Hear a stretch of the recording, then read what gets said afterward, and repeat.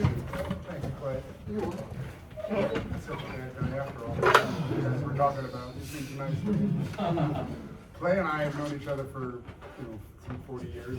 And even though we didn't play together all the time, we played in a lot of, a few bands together where we recorded a lot and played in the section with me. And can I tell them my favorite story? Just because I love telling this story about Clay. And like 40 years later, it's continuing on. But I was subbing in the Long Beach Municipal Band, which is a concert band. They do concerts in the park. It's the oldest municipal band in the country. And it's a professional band that pays well. And I was subbing, and really, really great band. They play concert band sets, and they take a break, and then they do a jazz band set with vocalists. They were just started. And we're playing Armenian dances in the concert band. And I never played it. That's a long time ago. And you don't get, when you're a sub in the band, you don't do the rehearsal. So you come in and you just play whatever in that book you play, and you look up, you might ask some cats around, you're like, hey, is this right? Is the cut right or whatever. And so at one point, it's in 5/8, in the section of it, and I got lost. I'm like, oh, crap, let's count. 14. Boom, I'm a bar over. And I go, thanks. So to this day, when we're in situations together, I'll go, hey, Clay, once again, never mind. You don't know. So I'm just going to share that the rest of my life. Only time I've ever steered you. I know, that's true. And one time, neither one of us know anyway. Especially some of the bands we play with, like play with this guy Joey Sellers, Jazz Aggregation. Or Jazz Aggravation is what it's called. And it's like a small big band and real artsy. I mean, it goes from avant-garde to Bill Holman kind of, like and Clay and I play in that band together. And you won't see the trumpets on that band like, during the solo section, having a beer or anything. We're counting. Because you get lost in that music, you're toast, right? No, but really fun. But anyway, I've enjoyed playing with Clay. We played Dave Sloniker's big band together as well, which was really fun. And Clay's voice in both of those bands is undeniable. Even when you don't do Joey's band, because you've been out here, and it's never the same. Like the book was written for the way he plays. He's got a true jazz voice and his own thing, and I love it. And my wife said to say hi, by the way. I don't know how I tied that into that. But anyway, so Clay and I go back a long way, and thank you for having me here. Our honor. And to be here. And I don't know, we can, I don't know what you guys want to talk about. I can show you some stuff that I do. I've had some really bad adversities that's happened in my life the last 5 years. And through things that go wrong in life, you can learn some stuff.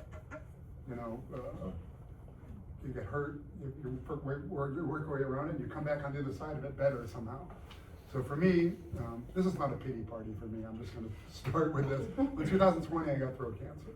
I was diagnosed with HPV P16 positive squamous cell carcinoma, the base of my tongue and my throat. Not a good thing for a trumpet player or a brass player. And I had this lump in my throat, and the doctors treated it like it was a plugged gland or something. So it didn't go away, so they did a biopsy on it, and anyway, it came back as this cancerous thing. And 2 days before that, the world shut down. The pandemic shut the world down. And so I remember sitting at my computer, and I just watched all my guest artist things go away, and my recording sessions. That's mainly what I do in LA, record movies and stuff. All went away, and now I'm going, oh my God. My job just left me. And I'm just thinking about money. Okay, how long can I survive? And all of that. Then 2 days later, I went to the doctor and cancer. So it wasn't a good, 2020 was not a good year for anybody. And I started treatments on May 11th, 2020, and I did 7 weeks of chemotherapy and 35 radiation treatments. So I go 5 days a week for radiation. And they give you this special mask you have to wear that they mold your face, and they bolt your head down to this thing. It's really fun. And this thing, you don't really feel anything, but it's a cumulative. it's like going in the sun for 3 hours with no sunshine every day. You know, just roasting, the steamer on the inside, on the outside. And anyway, went through all that. It sucked, and it got to the point where I couldn't play the trumpet anymore anyway. I was going to be, you know who Ryan Anthony is? The Cancer Blows. We got to be very good friends through this.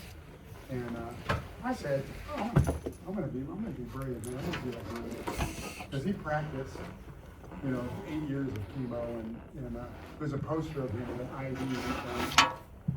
And he's in the hospital down, and he's got his trumpet, and the captain said, "And tell me your excuse for not practicing again." So I said, I'm gonna be that. And I did my first radiation and chemo on a Monday, and then I did radiation again Tuesday, and then Wednesday. And I was like, man, I'm fine. I think a Wednesday hit. And I was so sick and messed up. I was like, this thing became the least important thing in my life. And so I was going, for 8 years, man, he did this. How could you pause? So I had to stop playing. And then when the radiation started kicking in, even when I did start thinking about trying to play a little bit, it hurt so bad, because my neck expands a lot when I play, but all our necks expand to some. But mine, because I didn't know how to play when I was young, I had natural ability but no skill set, so I herniated my neck. So I had like a blown laryngeal, it's called. So I have that. So my neck really stretches when I play, so it hurt so bad to play. So I could play a G on top of the staff, the highest note I could play. If I tried to play an A, I would almost pass out from pain. And when I was on the table doing my radiation treatments, to get my mind off what was going on there, I'd be doing stuff like, I'd be practicing. And the guys are going to speak, they go, "You okay, Mr. Bergeron?" And I go, "Oh," I couldn't talk, so I was saying, "Oh, I'm good," They go, "What were you doing?" I go, "I was practicing, like Charlie A14, And so every time they'd hear me doing that, they go, "Hey, what are you practicing today?" Or they knew I was a jazz trumpet player, so they would always put on jazz when I came in. I felt like I had allies there that became my friends in there while I was going through this. Anyway, it was a tough time. As I started coming back, I finished my treatments on June 29, 2020, and work was just starting to come back, but kind of more remotely, like where they would do film scores, but they would do the brass on one day, and we'd have baffles between us. It would be 6 feet apart, all that stuff that we had to do, for the COVID thing. And I had a session on, I got called for the session for Minions Rise of Gru, and it was going to be on August 29th, and I took it. And I played on all those movies, so that I played first trumpet for that composer. So I said, all right, well, if I can't play, I'll just, a week before, I'll just get out of it, or I'll play fourth trumpet or whatever. And then they moved it up 2 weeks. I go, so now I have less recovery time. But anyway, as this stuff started healing, I started practicing, and I'll get into some of the stuff I learned in a minute. It got to where it was time for that recording session, and I could play again. I was playing, but my range wasn't what it was. I hadn't touched anything near a high G for a long time, but kind of, I was kind of starting to get it. And we get to the movie, and I tell my colleagues, the other trumpet players, and I said, "Hey man, I'm not 100% here. Maybe we should talk to the contractor. Maybe you should play first." John Lewis, one of my colleagues. He goes, "No man, just play it. Well, if there's something you don't feel like playing, I'll play it. We'll cover it." These are 3 classical trumpet players. I'm the only commercial player there. We're all kind of crossover players, but I'm the designated, stuff for this. It's kind of pop music in general.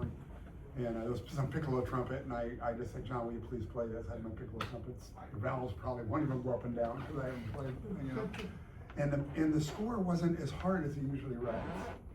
So I was kind of going, I was getting it. I was like, all right. I had a little bit of hope I was going to be okay.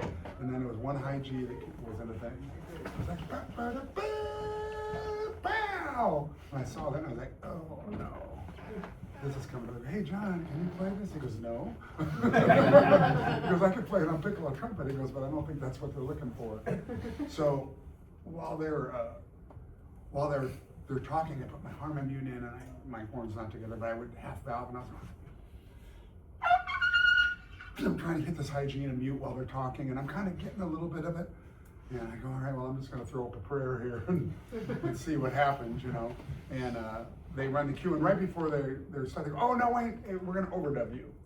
And I go, oh, that's not, that usually could be good, but I'm going, now I gotta do it with everybody watching me. You know, so I'm nervous now. And so they do it with the band, and they go, okay, well, we're gonna get you now. And we played this thing, and I went, and I hit the note, and it was there. And it was the weirdest feeling, because it didn't even feel like it used to feel before all this. It was like in a different place, that note was sitting in a different airstream, but I got it. You know, it wasn't the home run, you know, but it was a good triple. You know, it was good enough, you know. And I hit it, went, and I was like, almost passed out, but I got it, and my colleagues, so they all know what I'm going through, and they give me a big round of applause. The composers and the people, they don't know that I even had cancer, or what I'm doing, you know. And they go, you want to do one for safety? I go, absolutely not. You better save right now. I don't. And so anyway, it gave me a little bit of hope. I go, I'm going to be okay. I'll get on the other side of this, and all this will come back. And it did, to a certain degree. But not without its problems. And like certain things for me that went haywire from all this. Well, let me just add one more bit of pity. 1 year later, May 11th, 2021, I was playing pretty good. I still wasn't what I was, but I was playing pretty well, and kind of things are coming around. I went to the dentist because I had, you know, it was COVID and nobody could go to the dentist or anything, so I was going to have my teeth cleaned, and then they said, hey, while we're here, we want to get this filling. So, all right, it's a dentist I've been going to, you know, forever, and they got in there, they gave me that shot by the tooth where they're gonna work on it, waiting for it to get numb, and they started working on it, and I went, I can still feel that a little bit. So they gave me another shot. And we've all been to the dentist, so we know what that's like. And you ever know when they go into the back corner of your mouth with the needle? Have you ever had it done?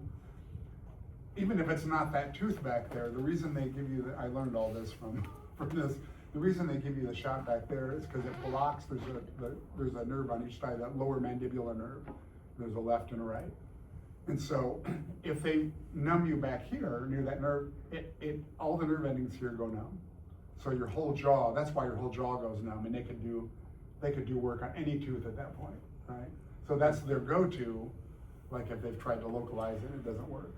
So that's fine. I mean, I've been through it a bunch of times. It all wears off in a few hours, and everything's good.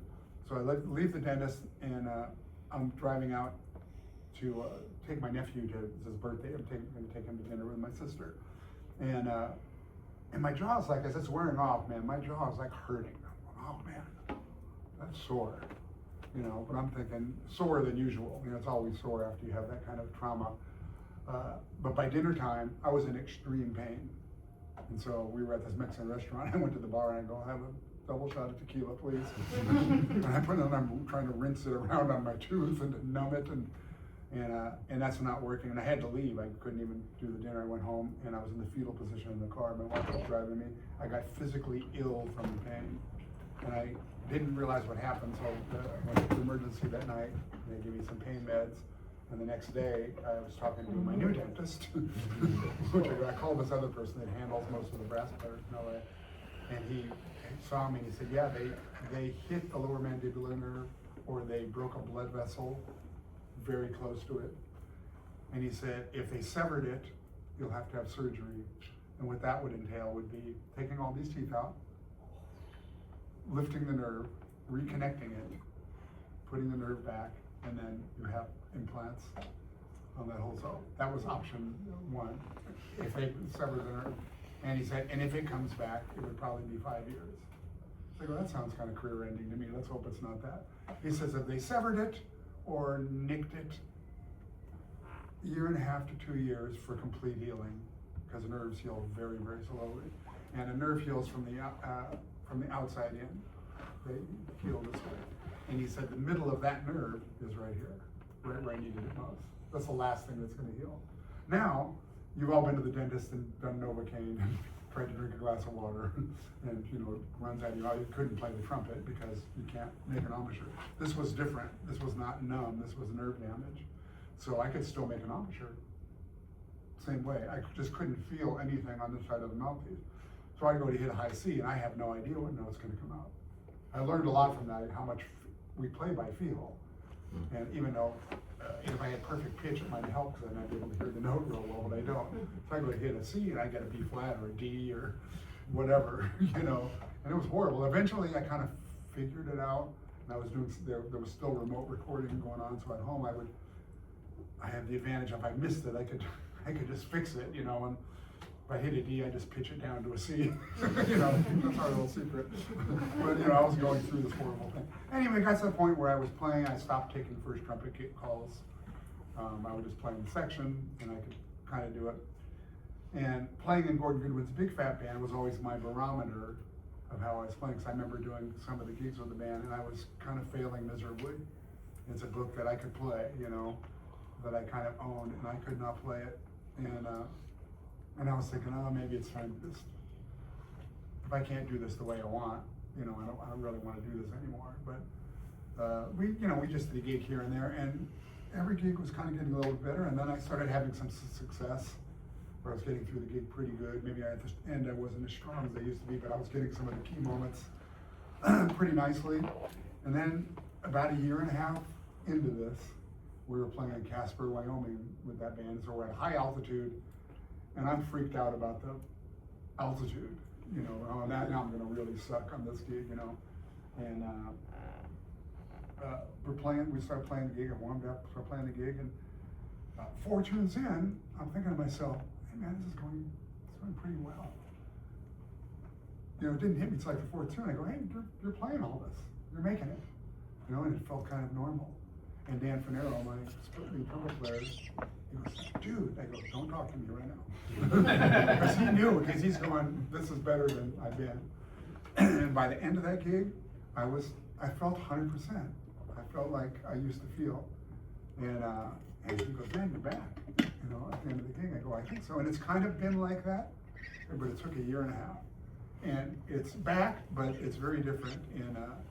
And any of you trumpet players that play in the upper register here, that play around and can play F's and G's or above, you know, there's a certain feel those notes have. You know, like for me, before Cancer, like certain notes are good notes. You know, like you have your note that's like a high E concert. An F sharp for me was a money note. Man, I couldn't miss that note. I could be tired. You could hit me with a bat, and I'm not going to miss that note. I could throw up a prayer, and it'll land on an F sharp, even if I'm going for a G. You know, so that note was solidified, right? When I was coming back and started getting my chops back, that note went away. Like it was like a piano without an E on it. It would just yodel. And notes that were bad, like we all have our bad notes up there too, as we know, that are funny notes. On the trombone, it's usually an E, a high E for some reason on the trombone, because the design is not, he can play one with no problem. But a lot of trombone players will struggle with that note, like the F will be great, but so trumpet players, it's usually after the high G is where that, usually, but because of our jaw structure and all of that, it can vary a little bit. And so I didn't know what to do, but notes that were bad, my bad note was a high written G sharp. That was a bad note, and if that note came out, and I could play when I had to play it with the wrong fingering, and I would do all these little trickery. I'd open my spit valve, and I could kind of get it, you know. But if Dan Finero was there, he owns the high G sharp. The rest of us just lease it from him. He owns that note. I go, hey, why don't you play this? And you play the G sharps. Then all of a sudden that note, all of a sudden G sharp became a good note. I'm going, that's the weirdest thing ever, because now I'm going, I don't even know what it's like to play a high G sharp with the right fingering and it feeling like a real note. So my notes all moved around for me, which was weird. And it's still, to this day, it's still, if you know the thought process I go through, if I have to play something that's in that range, that treacherous, like if I can go from here to here to here, I have to go, man, there's a lot of stuff going on that I have to think about that I never used to think about, because my airstream has to go different directions. And so it's like going to your, like you've lived in a house for 30 years and your coffee cups are in this cabinet. And you get up every morning, you're tired, and you go, oh, there's my coffee cup. You make your coffee and your day starts. And one day you wake up and you go, why are they over here? And then you have to, your brain has to relearn, because you're gonna do that every day. So that's kind of what happened, one of the things that happened for me. And so, is it better? Yeah, in a lot of ways, my playing's better. There's some things that high F sharp's still a little bit of a nemesis, but I know how to play it now. Through some advice, I started taking some online lessons. I called Alan Masudia. I called every great trumpet player that I thought would know how to fix this. And I found out that nobody has the answer, you know? And Alan said, oh, yeah, well, I don't know. He goes, I've never had any chop problems. I'm going to say, we're done. Click. I don't even want to talk to you. You know, because he hasn't. He told me he's never had any chop issues. He has no breaks. And so he's kind of the oddity in all of this. You know, there's very, very few trumpet players that don't have a break up there, like on the clarinet. So I called, you know, I talked to Jerry Hay, and I even talked to Charlie Davis. You know, he teaches a lot, and nobody really. I mean, they would have answers. I'm going, well, that doesn't make any sense. That has nothing to do with the problem. And then I started taking some lessons with Vinny DiMartino, who went to school here, of course. And man, he was just, that guy is a wealth of knowledge, if you ever get to speak with him. Nicest guy in the world. And so I was doing Zoom lessons. I'd go to the church where my wife is the MD at. And during COVID, I could go there and be by myself, you know, get my iPad and get online. And he had me, you know, he started asking me questions about how I warmed up. And he goes, well, how do you warm up? I go, well, I've always, I used to study with Boyd Hood from the LA Philharmonic, and I studied with this guy, Yuan Racy, who was in the MGM orchestra way back when they had film orchestras, and he played on thousands of movies, like old movies like Ben-Hur and the original West Side Story. He played lead trumpet on, and Singing in the Rain. And anyway, he's a great all-around trumpet player, and a lot of people studied with him. And his whole idea was, and this makes a lot of sense, was how we start a note, the way we start our day. We're kind of like double reed players. We have these two reeds, and we're going to blow air between these two reeds and make them vibrate. But his thing was always come in as soft as you can play and pick an easy note, like a second line G. So I would do this. I haven't really played a note yet today.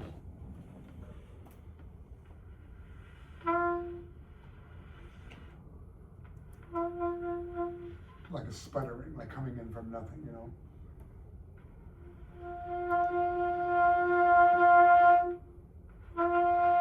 So I'm doing this, and you know, and the first lesson I ever took with Yuan Racy, I had to do that for 45 minutes. And then I finally get a note, and he'd go, half that volume. And so now I'm sputtering again. And he would just get, and then eventually he would go, okay, now play that note, and that's a piano. And I'd play it, and boom, it was the best sound I ever made. It was one of the best lessons I ever had.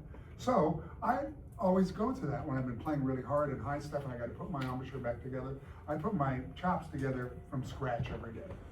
It's a new day. We're starting over every day. Never, you know, even if it feels good, I go through a little ritual. Well, when I started telling Vince this, he goes, well, why are you doing that? And I go, well, because, you know, Boyd Hood told me to do that. And he goes, well, that's great and all, guys, but sometimes you have to show the trumpet who's boss. He goes, you're completely babying yourself. He goes, here's what I want you to do. Your first note every day is going to be an F concert on top of the staff. Okay, that's, you know, seems like a little bit of starting to get into that compression range, right about there, right? It's pretty easy up to E, and then you get the G on top of the staff. Now you're in the snake pit of the trumpet a little bit, where it's kind of tighter, right? And he said, and play it, mezzo forte, fortissimo, and just play it and make it resonate. And so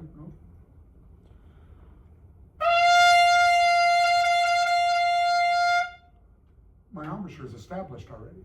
Muscles, boom, they're locked. He goes, that's your embouchure. Because when you're coming down this soft note and letting it sputter, this is mush. He goes, establish your embouchure first. I'm like, okay, this is completely outside the box for me, thinking like this.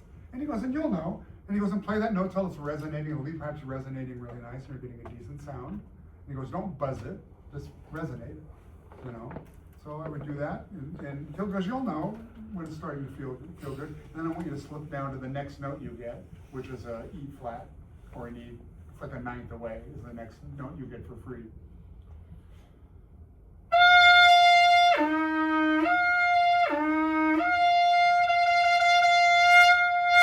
So you go through crescendo and tongue on the note and go back down, but you're always aiming for that top F, because that's where you're going to establish your embouchure from.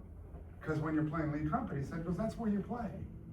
you know? So this shouldn't change so much when you go down low and turn to much. And it kind of fixed some things for me because my ranges used to feel really far apart because I open up really big. And when I'm improvising, I ended up doing that anyway because they go to low register, I let everything go to much so I can get a big sound down low. But when I'm practicing or I'm playing something that's regimented, a piece of classical piece, I'm very aware of that, of making sure so when I go here and here, and when it's done, it's taken my range that used to be this far apart, and it makes it feel like it's this far apart.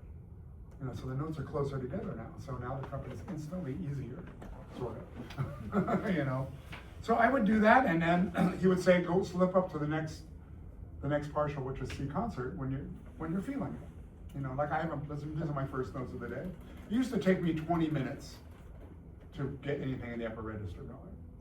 You know, because I would do all the soft playing and stuff, and then I would start touching on the upper register, and it would be tight, and it would just take me a while. I had to kind of manhandle the trumpet to get this happening. So I started doing this.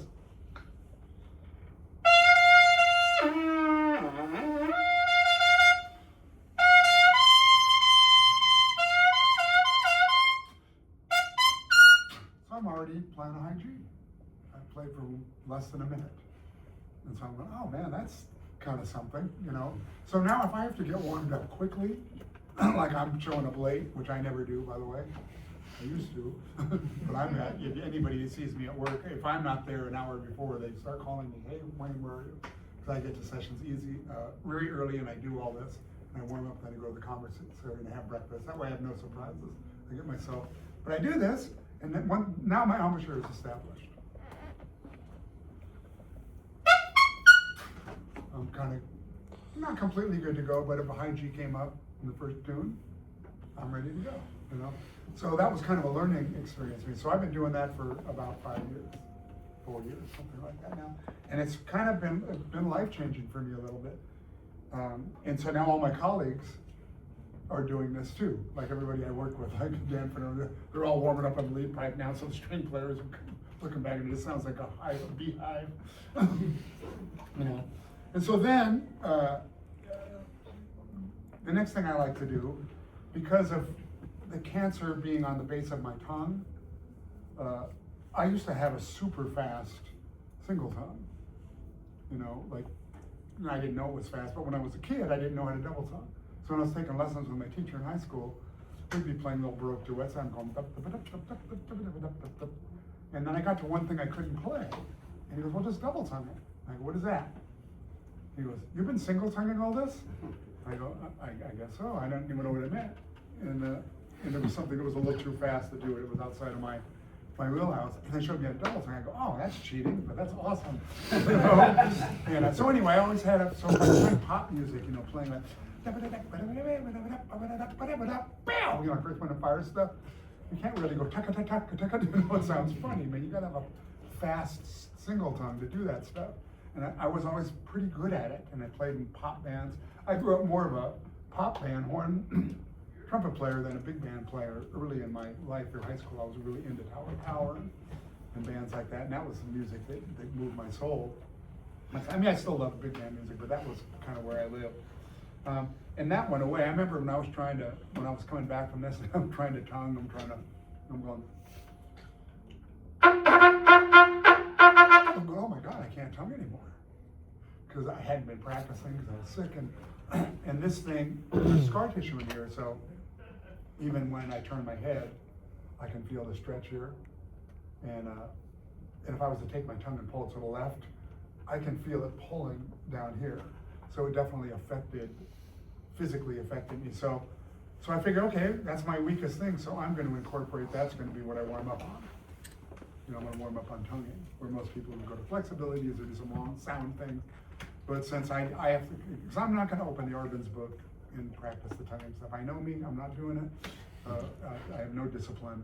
So I make up things. So I made up, there's a little expanding long tone thing that I would do that it's like kind of it's something that Bill Adams used to have his students do, and it would be, you get a starting note and then you spider away from it. You know, so you go.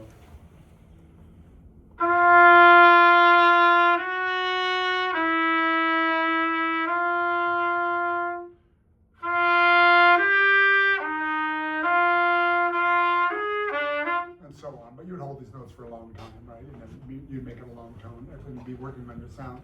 So I decided, well, I'll do that, but then I'll kind of combine some tonguing with it. So what I do is something like this, just so I can get my tongue going every day, which every day is a battle because of this.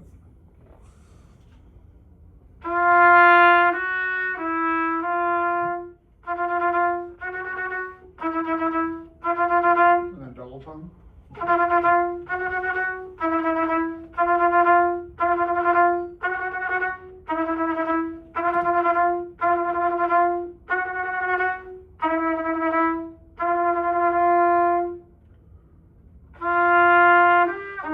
The same thing on all those notes, right? And so every day, this is a lot faster than I used to be able to go, and this was a struggle, so I built this thing up to where I can do this again. And it didn't come quickly either, but it just took some persistence in doing it.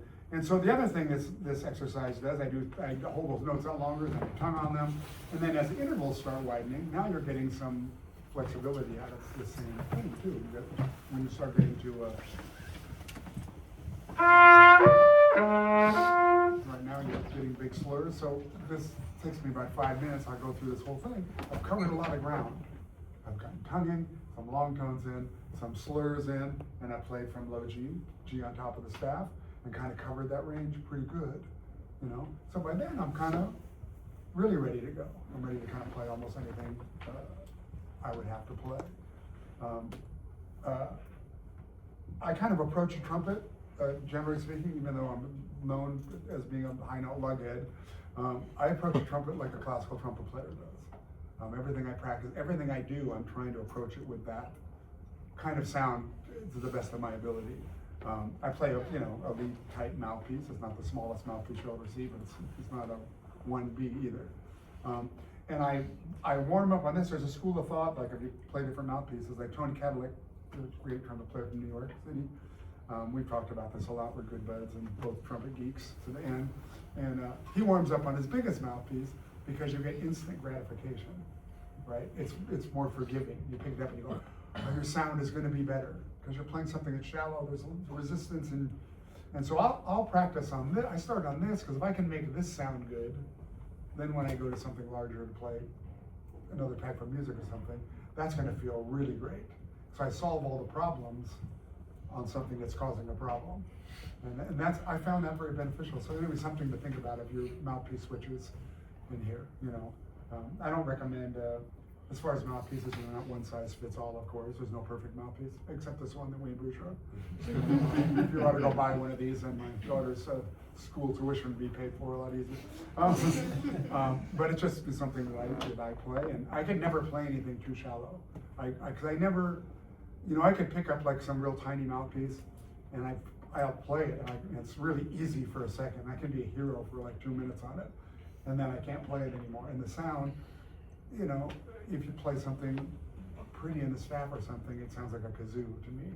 I could never make a good sound on. So I've always had to go as deep as I could to get a decent sound at least, and then I have other mouthpieces that sound much richer and darker. Understanding how,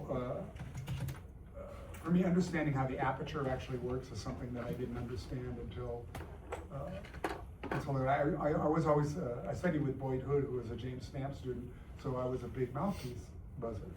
And I still buzz my mouthpiece in the car and stuff. But I used to do half-hour mouthpiece drills. And then one of the things when I was studying with Boyd, I would do a half-hour mouthpiece drill, and then I'd get onto my trumpet and I wouldn't be warmed up.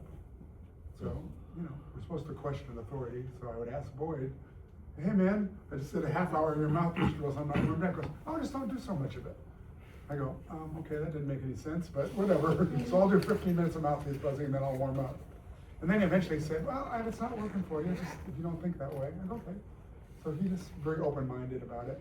But I have found that going through chop problems and stuff like that, going to the mouthpiece, even though what I've learned about how we make sound doesn't make sense to me, it can help put you back together in certain situations. I had a cyst on my lip one time and I was coming back, and when I was coming back from that, I said, let me go back to what Boyd was showing me, and it always kind of helped put me back together, and then I would stop doing it. Because I feel we make sound like this, and this probably goes against the grain of of how we've been taught. But I was always hopeful because we all learned like this.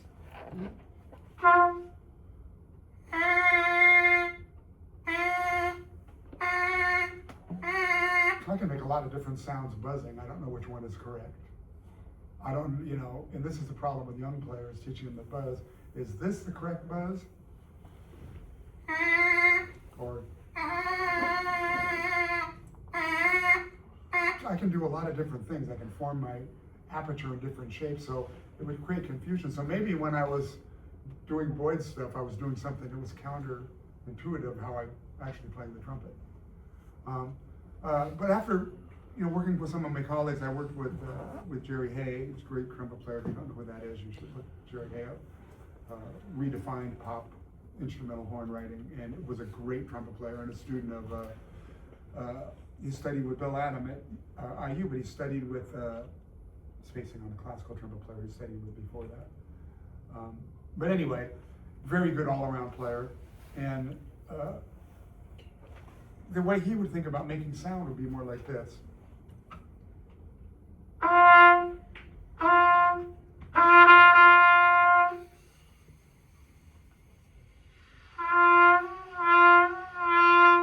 Right? So the lips aren't vibrating until they hit the resistance of the instrument, and creating this standing wave inside the horn. And technically that, I don't know anything about science, but I was thinking, I think that's how I kind of play. So I started doing that, and that came very natural to me. And so then I came up with the analogy of the two reeds. And so that in my head, I started asking oboe players about when they make sound, how they get softer and how they get louder. And I go, you would never put your smasher two reeds together, then blow them apart with air. I go, no, we wouldn't do that. It would sound awful. And so if you think about a beginning trumpet player, how they sound. That's why they sound that way. So what I've been experimenting with in some of these classes I do is I bring somebody up that's not a trumpet player, and I'd have another mouthpiece, because I don't want them putting their lips on my mouthpiece, and I would tell them to put their lips together. I go, can you, like you're spitting a piece of rice across the room, I go, on the tip of your tongue. And they would do that, and they go, I go, no, you wouldn't spit a piece of rice. I go, launch it across the room. And then they do it, and I go, I want you to do that in here, and go. And all of a sudden they would make a trumpet sound. I mean, it wouldn't be a great sound, but it wouldn't sound like that grade schooler. And they would play, and I would, now hold it, and they would make this, it would sound like a sound. And I never said the word buzz or vibrate or any of that. I just said, get air moving through them. I started talking about the two reeds. So you think about somebody that plays in the upper register on the trumpet, plays high notes, and plays them loud. Because to play a high note on the mouthpiece, which I can't really do, I can kind of do it.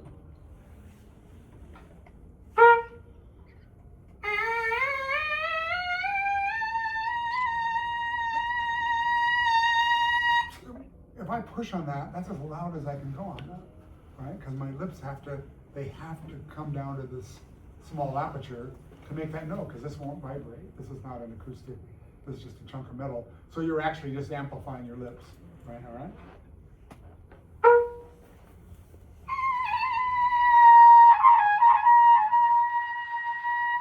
So that's what that sounds like in the trumpet, if I don't let the instrument do anything, right? So I watched a clip of James Morrison talking about playing in the upper register, and he talks about this, and he talks about going from large aperture to small aperture is not from going to high to low, it's from going soft to loud. Because to play soft, the aperture's got to be small. If you're a lead trumpet player that you're playing loud all the time, your chops are probably pretty open. Your aperture is probably pretty big, when you're playing like big band, to make that sound like a.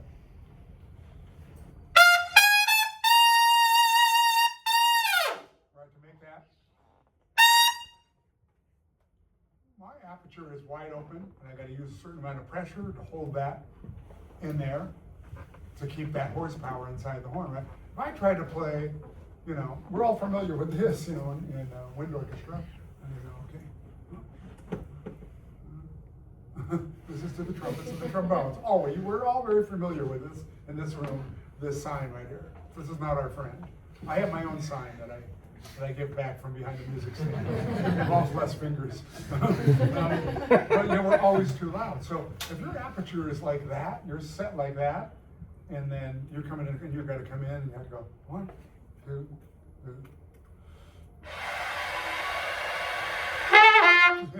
And we've all heard that attack before, right? From somebody, especially some lead trumpet player that's in concert band with playing first trumpet and plays loud and very good at playing loud all the time, but never really addressed this of how the aperture actually works.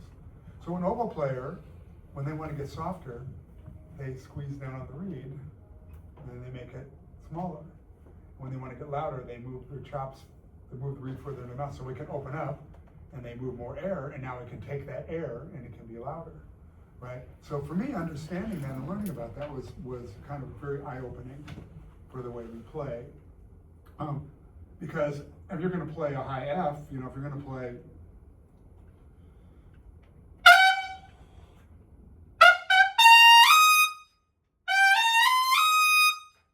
to play that volume, I can't have a little tiny aperture there. If I'm going to play it soft, I'm going to have a tiny aperture. Well, we're going to play it like that or play it full. So you have to, you understand how that works? It can be a big asset. And it's not something you have to practice. I think it's something you just kind of plug it in and you go, let me let that sit in my brain for a minute of how that works. And for me, it's been very helpful because, and Yuan Racy is actually the first person to tell me this. He told me when I was trying to play second line G, I'm trying to go, he's going, you're too open. I used to think that I had a crappy sound like that because I had the wrong mouthpiece.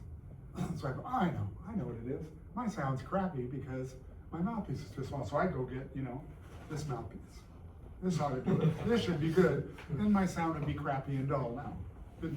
Didn't fix anything. It just changed the color of my crappy sound. That's all it did. Because it's garbage in, garbage out, right? So if this is functioning correctly on a small mouthpiece, now if I put a bigger mouthpiece in that I understand this, I can get the benefit of that bigger resonating chamber, and I can make a nicer sound.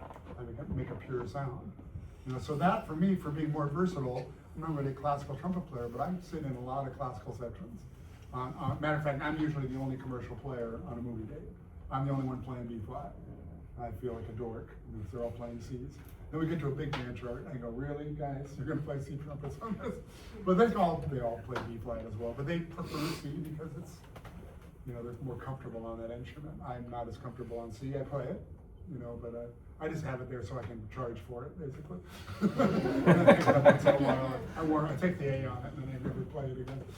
There's a couple of composers that don't want C trumpet. They just say, I want everything on B flat, because they like the sound of the bands in London. They play B flat and everything. And so let's keep the work, let's play B flat trumpet.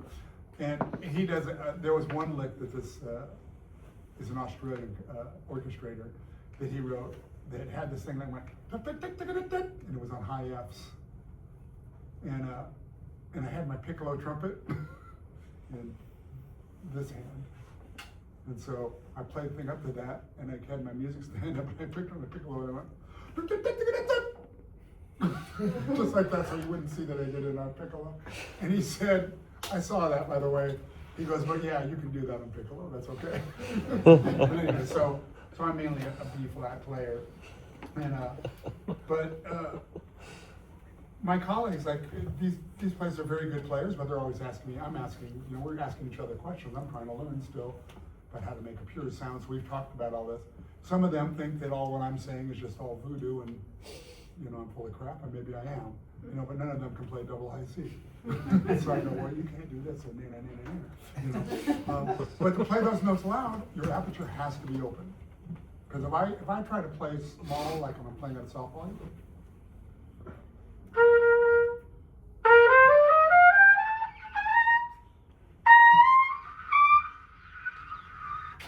I try to put any air through that thing, it's just going to close down on me. I have to let air through to hit the resistance of this mouthpiece to make this horn vibrate.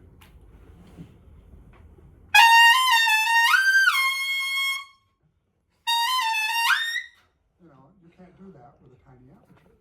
Now, I'm having to use more pressure than any teacher would tell you to use. I'm not using excessive pressure, I used to. But to keep that with an aperture, when you're moving that tunnel of air into something this small, it's gotta be sealed up. And if you're pushing that hard, it's gotta be sealed tighter, right? You can't have this thing dangling from your lips with your aperture that big. I mean, I've seen people that, can do all this stuff. It sounds like a gnat farting usually, but it's like a nice parlor trick, but nobody plays like that. There's a different set of things that happen, especially playing, commercial music or jazz. There's a certain spin we put on the sound and opening up the aperture more and using a little extra air and using a little extra pressure. I mean, it doesn't need to be this, but when I practice, as a matter of fact, when I'm in heat of battle, I usually got the death grip on the horn. But when I'm practicing at home, I go, how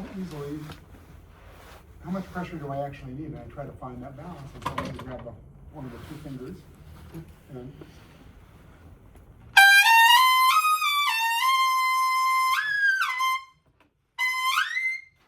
can actually do it. It doesn't feel good to me. I feel like I need to be using a little more pressure than doing that just to show you I can do it. But that's about what it takes. You see a lot of players that are, they've got the ring. I used to pull these things off my trumpet when I was in high school. I had natural range when I was a kid. I've been able to play double IC since the 7th grade. And I didn't play the trumpet very well, but I could do this thing, man. I switched from French horn to trumpet. My school got vandalized, my French horn got destroyed, and they needed a trumpet player, so they switched me to trumpet. So that's how I started playing trumpet. So I should thank these people that vandalized our band room, whatever prison they're in now, for my career. But I didn't play very correctly, if there's a correct way to do this thing. I played like this, and if you could have seen me playing in high school, and I was like, you hit a hi-hat, it would be, that's how I played a hi-hat. It was 1st and 4th, And I pulled these things off of the horn. And then I would just use the 3rd valve, because that sucks anyway. Who wants that? And I would use that until that broke off. And then now you have the perfect trumpet.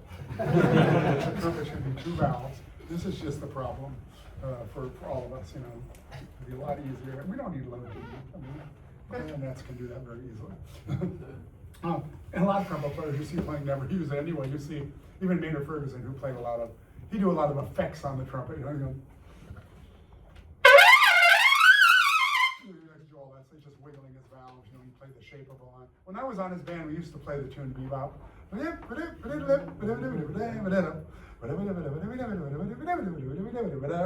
It's a cool little, a little thing. And he would play it up an octave, but I'd watch him play and go,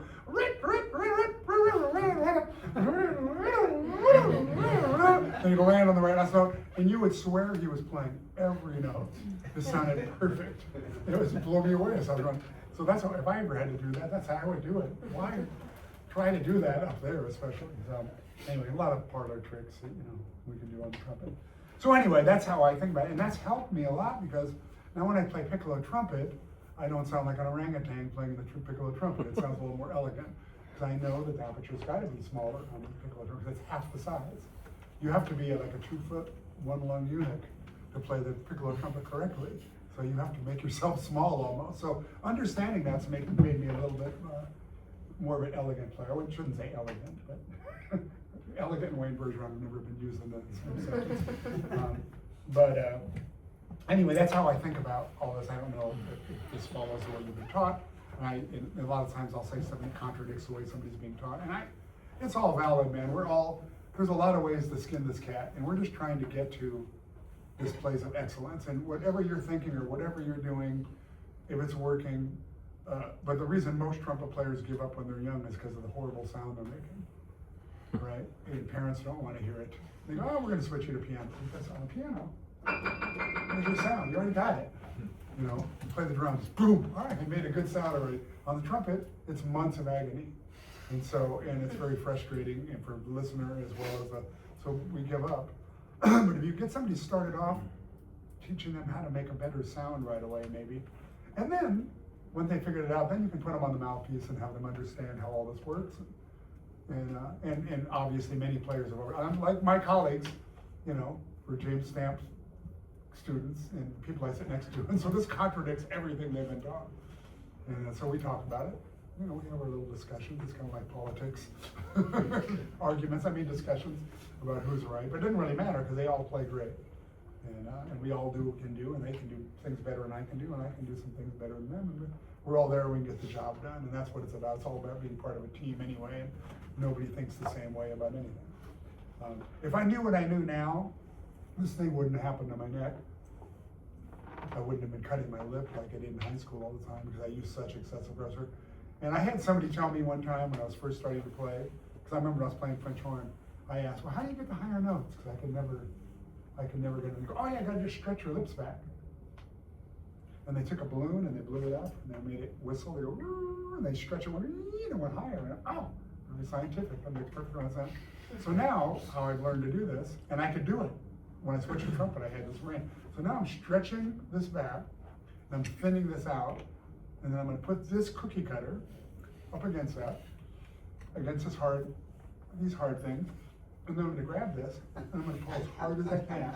And guess who's going to win? So I was cutting my lip a lot. I still have a scar here from when I was young. And it wasn't until later in life I started seeing some of Bobby Schu's literature and how he taught, and I started going, and I started figuring out that I didn't need to work. I started, somebody was talking about a pucker type embouchure, about such stretching back, pulling forward. So I started doing that, and I've never cut my lip since then. And I've done some abusive playing.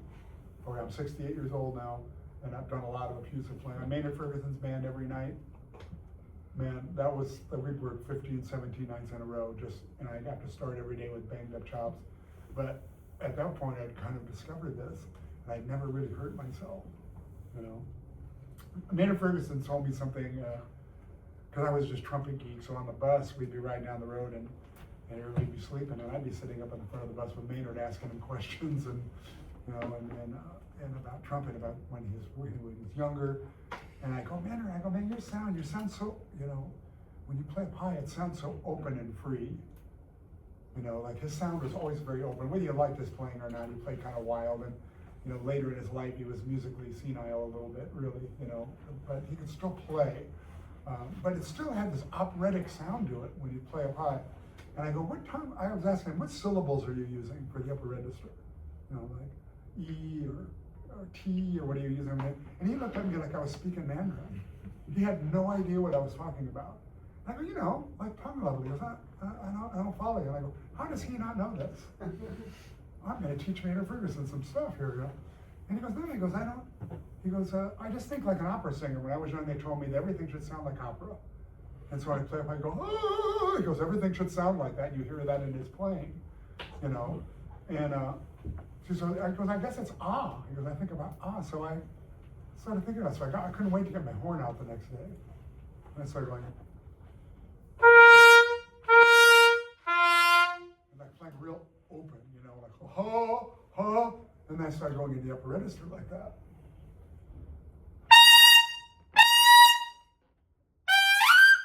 And all of a sudden my sound was bigger. My sound was ringing. And so that night on the band, we're playing, I'm thinking about all that, we're playing our opening tune, and the trombone player, this guy Alex Hiles, he goes, dude, man, did you get a new mouthpiece or something? I go, what do you mean? He goes, man, you're just ferocious tonight. He goes, maybe it's the hall. I go, no, Maynard, he was showing me this thing, and so I'm trying to, I missed a few notes and stuff, because I'm not used to playing that way. But I've and that's the way I teach now, too. When I have a player that comes in that's got a pitch, I have them go to this. I just make them everything really wide open, to the point where it's too wide open, and then I have them reel it in. And it really opens things up, and gets them resonating, especially if you try to play a high C, it's like way open, and then try to play the high C the same way with an air attack. It's not the greatest sound, but it's loud and it's big, right? And I'm trying to ha ha. Now you got to bring the tongue into play at some point here, where that tongue level is going to be. And so, discussing it more with Maynard, he said the tongue will do what it needs to do. You don't have to tell it to go, right? You can sing that same note,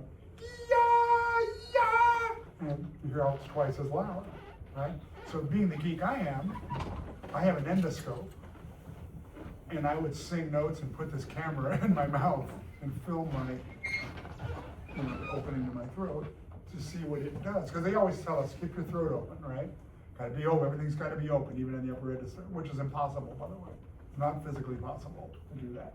It's gonna retract. So singing, you know, you don't have the benefit of this to make sound, you're singing, so to sing the higher notes, that hole gets smaller. It compresses down on the air. Oh, I can see it on like that, right?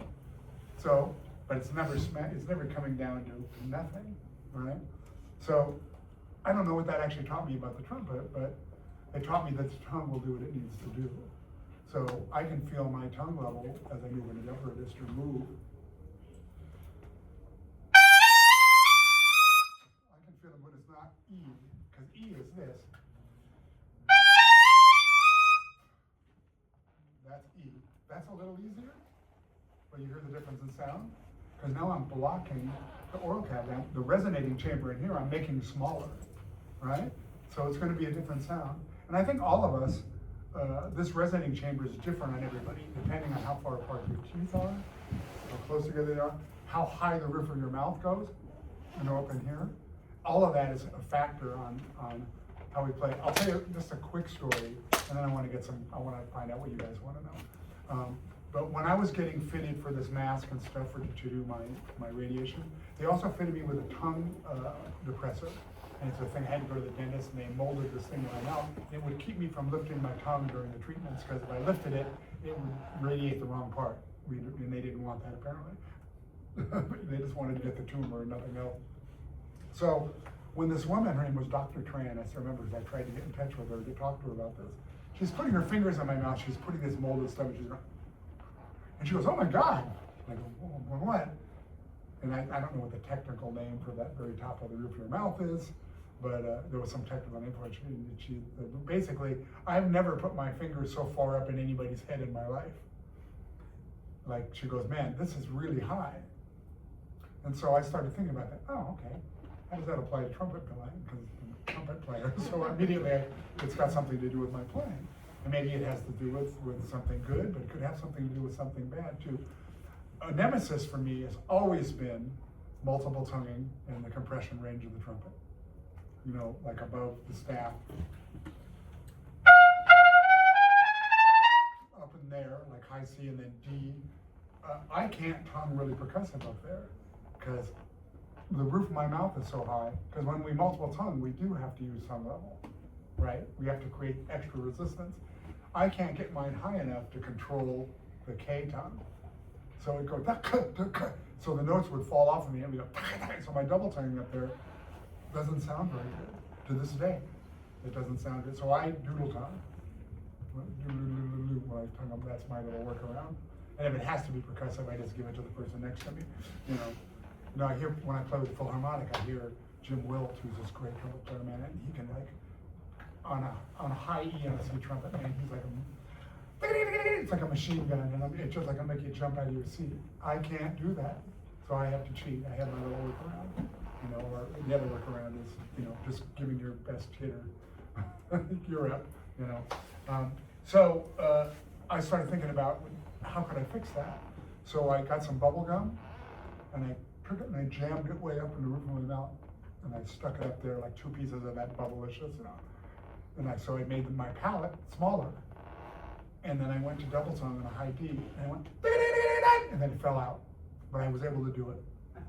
So I said, I know this, I absolutely know for a fact that the roof of my mouth. So we all have different problems and have difficulty doing different things because of the shape of that.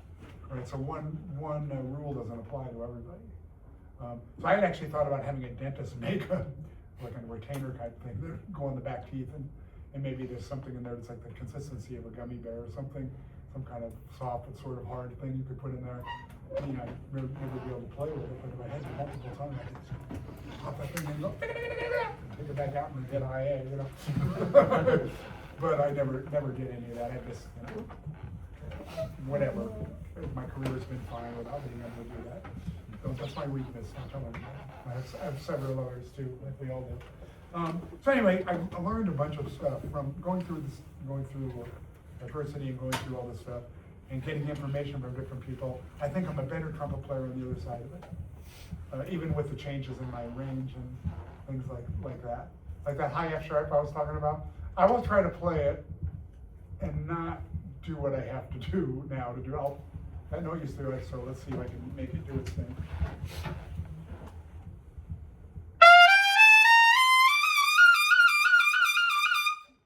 Right?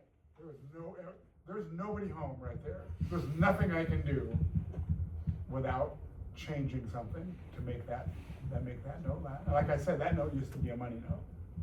This note I couldn't play. I couldn't play that note. That note used to do that. Now that note's there all of a sudden. So I talked to a bunch of different trumpet players, as I say, and nobody had the answer. And so I talked to this guy, Louis Dowdswell. You know who that is? This young British trumpet player. And I've known him since he was 15 years old, and I'm very proud to say that I was his mentor, he always says, and we sound very much alike.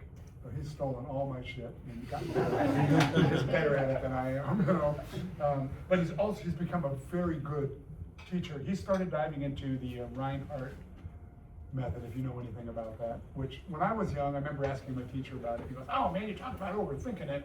Oh, that's ridiculous, man." You know, because you talk about all these embouchure types and how you teach differently for the different embouchure types. So apparently I'm what they call a 3B downstream. I don't know what that means, so don't ask me, but that's what I am from being analyzed by him. And he said, yeah, for your upper register, you should be tracking, said the word tracking, down and to the right. I go, what do you mean tracking? Goes down and to the right. I go, horn angle? Down and to the right. I go, my mouthpiece, no, down and to the right. Goes, play high F sharp. And I played high F sharp. And I went, how do you know this? And nobody else knows this. And he said, it's probably where you've always played it, but through all this change, everything went haywire. And so what that means is I'm actually kind of moving this down and to the right. You wouldn't even see it, but I'm thinking it. And so it's pulling the aperture and everything over. You couldn't even measure how little it is. And it's letting the airstream access that frequency. And it's weird because F is in a different place. When I got to F sharp, there's some stuff going on in my brain. All of a sudden I'm becoming like a chemistry student about the stuff that's going on, the figures that are going on. But I've learned how to do it. You know, and it's a little weird. It's not natural like it used to be, but I fixed it. It's a workaround. So it's kind of, if I don't do that, it'll yodel, but I can usually,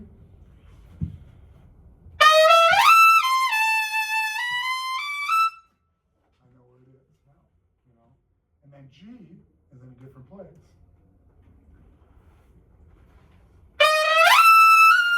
You can hear that little click. That G is in a different, it's like over the break. It used to be under the break. You can hear that click, right? But I know where those breaks are now. So I play my G in a different place than I used to play. If I'm coming down, oh, that's all above the break. Any double high C or B flats or anything are coming down to the G, and then there's a break, and I've had to learn to negotiate that. Any of you experienced that in your range? Like where you have this break? Some things you can experiment with are things I'm talking about. Maybe it's a slight head shift, it's a horn angle. Maybe it's just thinking about a slight movement here. You could also be thinking about, I do weird stuff like on a natural trumpet, like you can open your spit valve, and it will change notes. You just clicked up to another note. So what is that? That's what I've been doing. Yeah, you know, but all of a sudden it clicks to that G sharp. You know, which and I don't know why. But it's like something. So I took one of these tuning cricks and I drilled a bunch of holes in it, a gold-plated tuning crick. So I had to tell you, hey, you know that tuning crick you gave me, that extra one? Oh, by the way, that's trash now. And so I was experimenting around with the different nodal points, what it did, and it did not much. It's not as much as this did. But it just kind of like I'm trying to learn how acoustics work and how this instrument works and what could help somebody. So I've had students that had trouble with certain notes, and then they would play it. I go, just play it 1, 2, and 3, and open your spit valve, and all of a sudden the note would land, right? And so I do that, and then it'll teach you where the note is, and eventually you'll be able to play it with the right fingering. And so that's happened for me, and I've helped. Like Kai Palmer, for instance, couldn't play high G sharp, either. And I said, have you tried 2, 3, and 4? And then he called me the next day, he goes, man, dude, he goes, I'll do this gig, and there was a high 8 at the end, and I nailed it, man, doing that. And so, a little experimentation, even though it's a little voodoo and a little trickery, you might learn something from it might help you with. If I'm really tired, like high G can go haywire for me, and so I'll open my spit valve, and it'll help. As one of Gordon's tunes has this thing that goes up.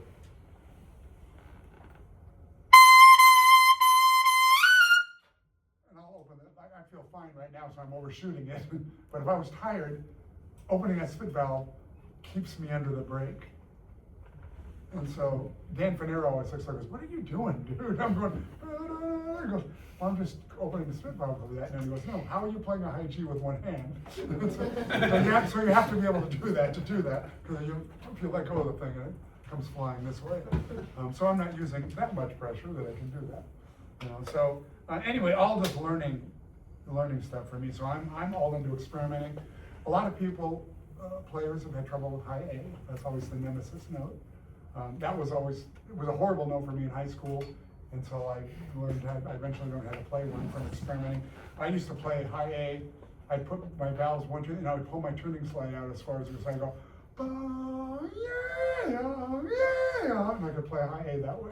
So I'd have to fool the instrument into thinking it was playing a different note, because my acoustic makeup, the equation wasn't right to go with the horn.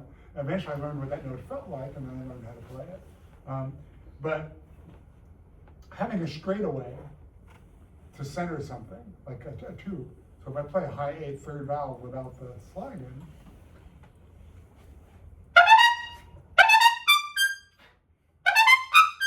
in, right? It can almost sound like a piccolo trumpet. I'm playing an A, but it's not coming out of the bell, it's coming out of this tube.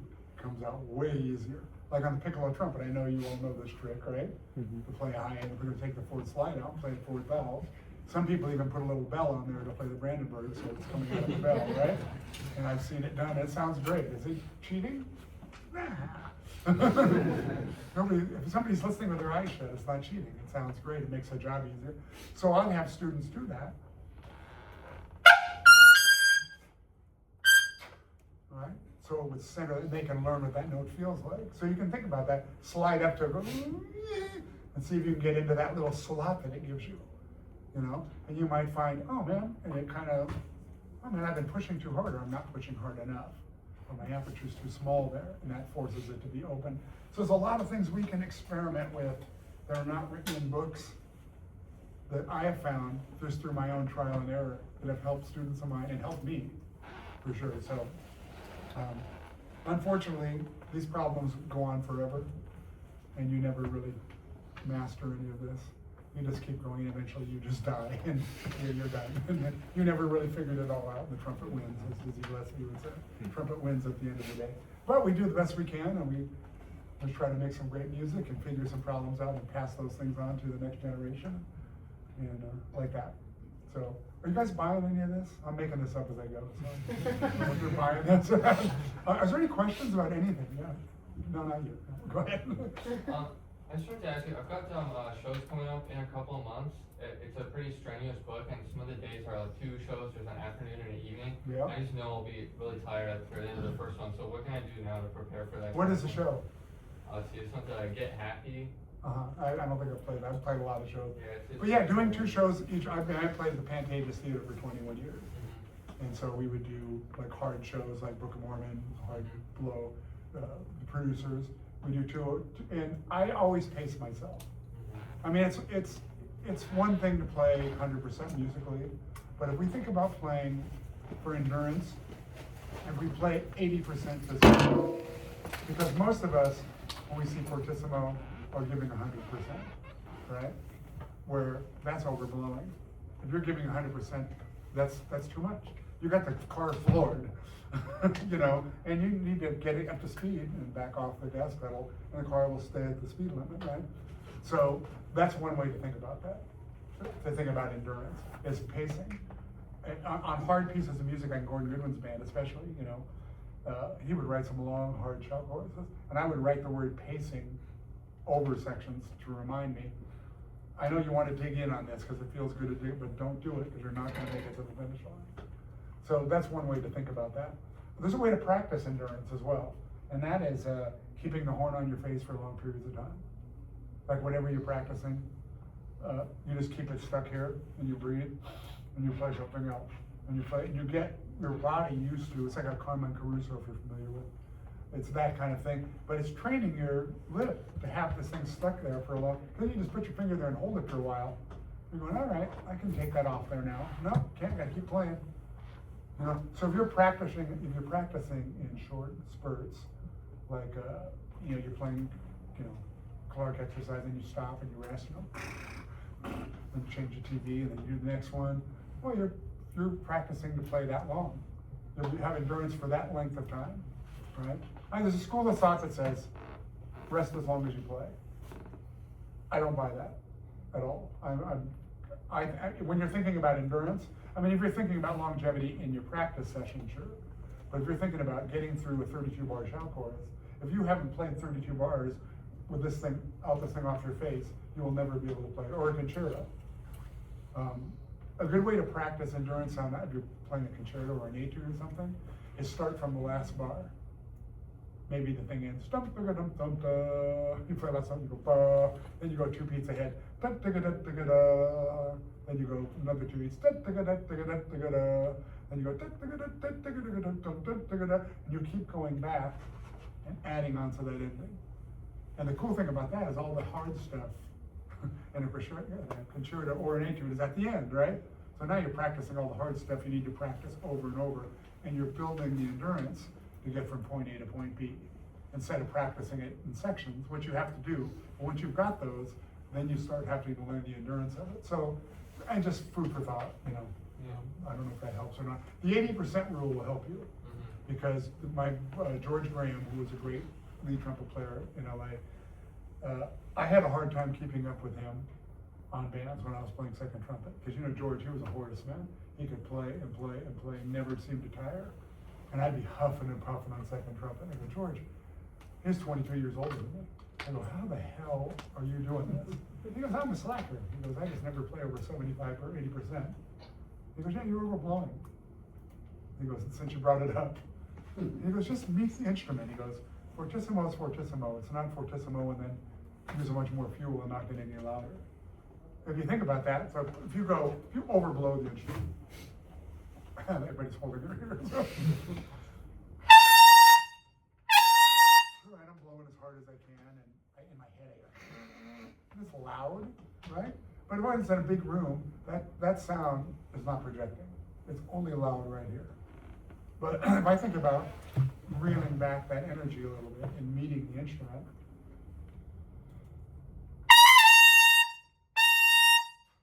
that's a lot louder, right?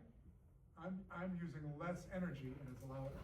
So it's a thing we fall into this trap, especially jazz musicians playing band. We fall into the trap of, oh, here it is, here's the shout chorus, and we have to just and we don't have to do that. We have to think about getting to the finish line and meeting the instrument, and we can play more musically that way too. Because now we got the car, it's not floored. Oh, I can actually turn if I have to now. Instead of going, oh no, I'm gonna hit something, you know.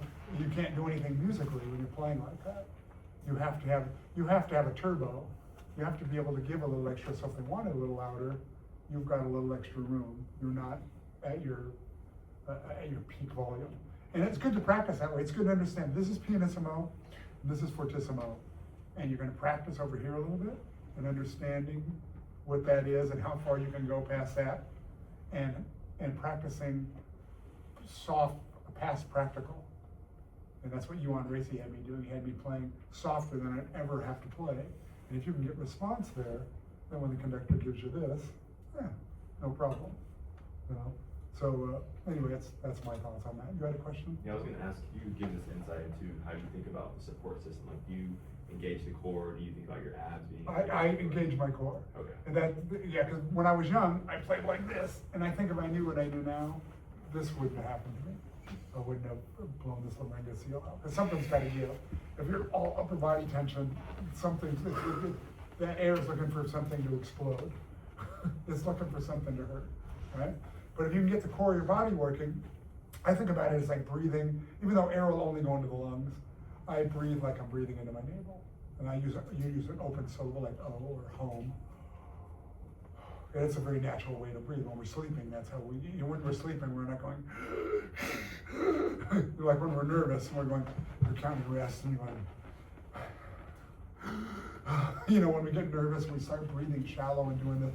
It's all upper body, and we're only filling our lungs halfway when we're doing that. So, but if you go, and your stomach expands, because your lungs are expanding downward and pushing your stomach out, now, that doesn't mean you have to suck all the air out of the room for every note, right? But I like to take a nice full breath, and then I pull my navel in when I play, and instantly when I pull my navel in, my abs engage a little bit. If I add resistance from this, here, if I add a C, a low C, not much really happens, because that's pretty low compression. It's like lifting a light weight. You don't tell the muscle what to do, you just pick it up. You don't pick up a pencil and go, oh, this is a half an ounce, lift that. No, you just lift it and the muscle does what it needs to do. So that's let's say that's an ounce, and then C in the staff is 2 pounds. So when I play that note, all of a sudden, just from the resistance of this, it's like a weight, it's engaging my core. And I can feel that my abdomen is a little tighter. I'm not telling it to do that. If I play high C, my core is engaged now, right? And so when somebody says support, a lot of times a student will tighten up. Support, that doesn't mean support. They mean support the airstream. Keep the airstream constant. A low C is a low compression note. You don't need to tighten up, just let the body do what it needs to do. And if you have the body working for you, if you're not up here playing, you're down here, your upper body's relaxed, and you got a chance of playing a lot more free sounding in the upper register, so it doesn't sound so pinched. If we're playing with all this upper body tension, the sound, you get that pinched kind of tight sound. But if we get this loosened up and get the work, get this to do the workload,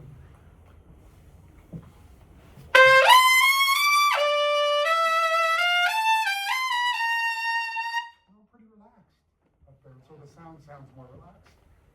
Anyway, so I would just think about it, you play from below your rib cage.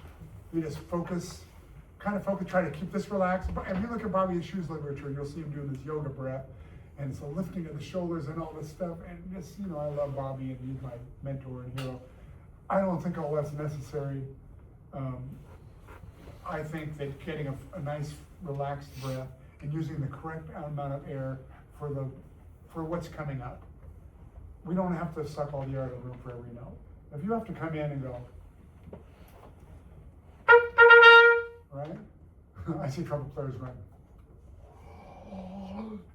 you're so tense for if you're going to play one beat, right? So I would decompress. I like taking that nice full breath because it feels good, right? Right? What's the difference? Much more relaxed the second way, right? And you'd be surprised how little air it takes to play. You can let all the air out of your lungs.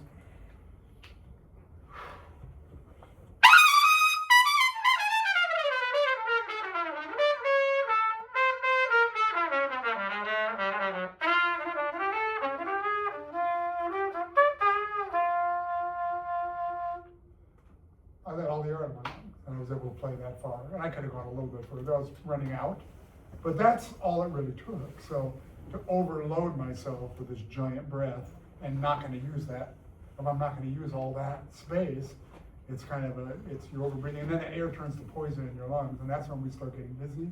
We get those head rushes, like if you get hit high. I always decompress before I'm going to play something high, a little bit.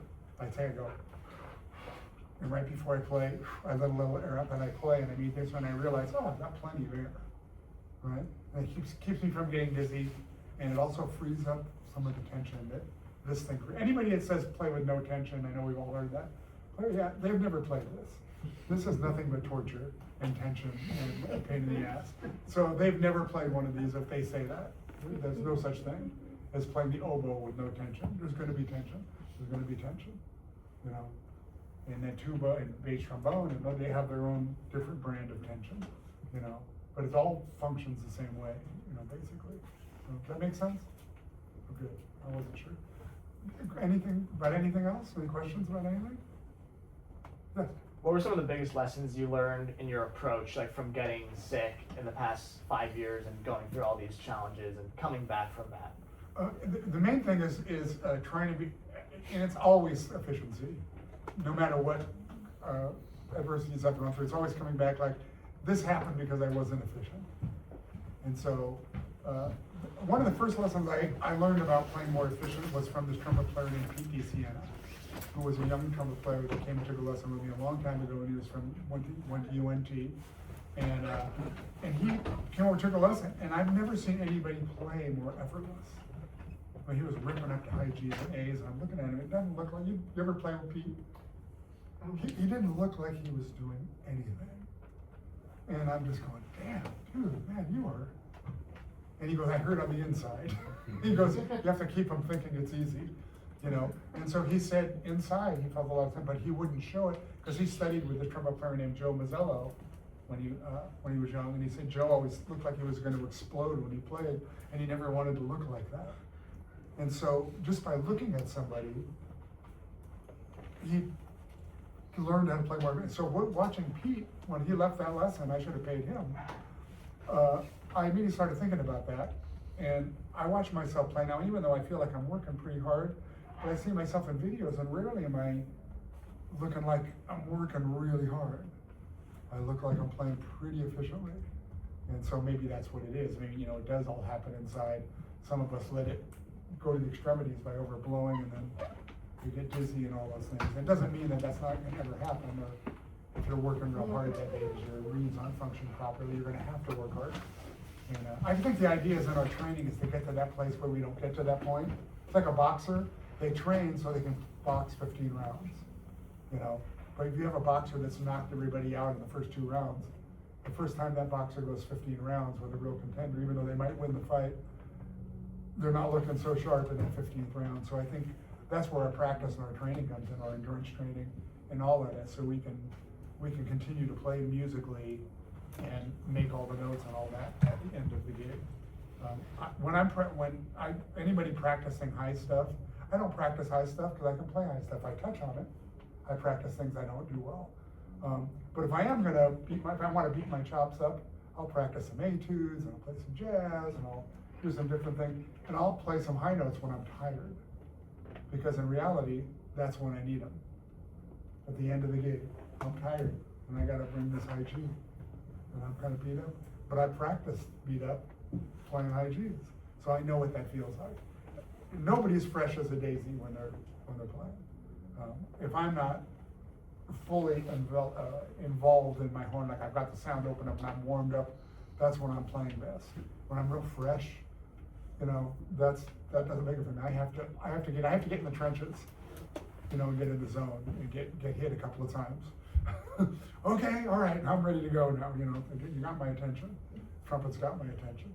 So, anything else? I was gonna add something. What it's like to play with Wayne. Don't tell them. I'm not gonna play, but I've learned so much through the years. One night, you probably won't remember this, but we're playing, and I was playing too loud. I'm playing third trumpet. I'm playing too loud, and I'm a little nervous because I don't want to mess up, because he doesn't mess up, and when I mess up, he gives me a hard time. So I heard you. Now you may not have been talking about me. You won't know about this, but you looked at Dan Fernero and you said to him, "He's making me work too hard." You said that, and I thought you were talking about me. You may have been talking about the drummer, but I felt like you were talking about me. And I thought, it was a drummer because it was Kevin. Right, It was that It was. cat. Oh, He okay. plays a lot louder than Peter. okay.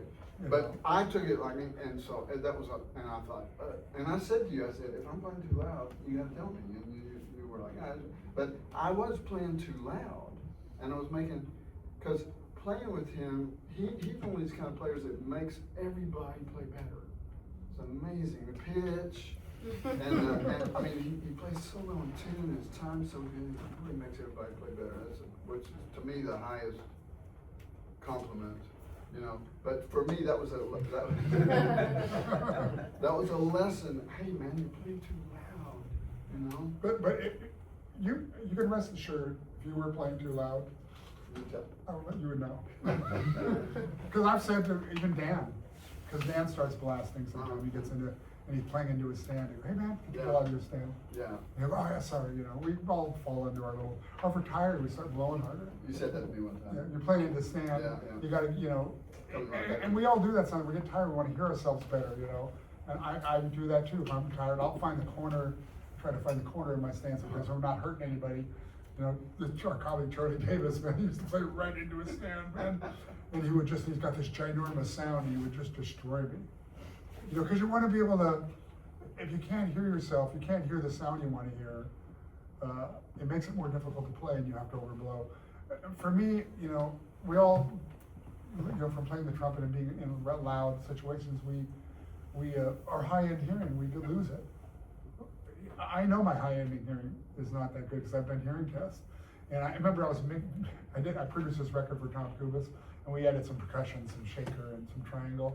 And the guy that was mixing it, I go, yeah, send me a mix of what you got. And I go, hey man, I need a lot more shaker and triangle. So he goes, okay, sure. And it's a back, and I could kind of, I go, no, it's still, shaker needs to be present, man. It's in bossa nova, you know. And he sends it back, and it's where I think it should be. And my wife walks in, she goes, oh man, you got enough triangle and shaker in there? You think that's enough? And I realized that it's because I couldn't hear that frequency as well. And for her, hearing is unbelievably great. She can hear the grass grow, my wife. She is like, the hearing and smell, it's ridiculous, you know. And so she hears everything wrong with my playing. That's another story. Hearing is a big part of this. So, you know, modern technology has helped us a little bit. So when I'm on a gig with a loud band like I'm gonna be with tonight, you know, I have a monitor because I've got all this wall of sound behind me and it's engulfing my hearing. So I need to hear my sound poking through that. So I always ask for kind of a bright, hot monitor mix. And when I was on Maynard Ferguson's band, I used to do, I was a librarian and I was on the crew, so I could make as much money as possible. So I'd have to get Maynard's monitor set, and his monitor was so loud. He had two of these giant wedges. It was so loud that I would stand in front of it, and the microphone would be here, and I'd be back here. And I'd play a note, and the room would move for me. Whoa, like my equilibrium, it was so loud. And I'd go, okay, turn it up 2 more dB, that's how he likes it. And then he would walk up, and he'd put his bell right over the mic. And from the back row, we'd be blowing our heads off, but he couldn't hear. So I'm not anywhere near that bad, but I understand it now. I understand. So I always, when they ask me what microphone I want, it's not necessarily the most expensive. I used to bring my Royer microphone with me thinking, I'm gonna get the best sound possible. The hell with all that. I need to survive the gig. So I go, give me a Shure 57 or 58. Give me a $200 microphone. Because it's bright and it's crisp. And it's a really good microphone for that. It's a great microphone for kick drum. You know, not necessarily the most elegant sound for the trumpet, but in that monitor I can hear myself well. Sometimes they'll put up a really nice mic for the house, and then I can hear myself, and then I can survive the gig. And I've talked to a lot of trumpet players about this. Arturo, and he has to have that monitor really loud. If it's not right, that sound man's getting yelled at. He'll be banging on it with cymbals and say, hey, you know, you better have that right, man. I don't ever do that. I make friends with the sound people immediately everywhere I go, because you need them. And I go, let's get this monitor because I don't want any piano in there, I don't want any drums. I want you to give me the mix that my mother would love of me. And I'll tell you when it's too loud. And then usually I can get kind of what I need, you know. So. Any nice stuff you want to say about me? Any other stuff? No, that's it. That's it, yeah. No, I love it. Clay and I actually play really well together, and I'm not just saying that because he was saying nice things about me. and we've talked about this before, on Joey Sellers' band, which is a very special book. I mean, playing lead trumpet in his band is very different from playing in Gordon Goodwin's band or Dave Sloniker's band. Different kind of music. It's much more touchy-feely and loose, and you can't play as loud. I mean, you don't play with two trumpets. I don't play loud like I play with four trumpets. I don't have to get over as much. So we have to find our blend and leaner and meaner kind of thing. You can play much more musically that way. So Clay and I would get a good lock together. Our sounds would match really nice, you know, and we were able to play this more touchy-feely music in a cool way instead of like being real regimented about it. You know, some people see fortissimo and they just say, "Oh, that's the top volume." But you know, if you're playing in a chamber group, fortissimo is not big band lead trumpet. You know, it's a completely different thing. So dynamics and knowing the environment you're in and how loud to play and the kind of sound to make. You know, we should all be able to make a nice, clear tone, which all our teachers want to make on our trumpet. We should also be able to go. And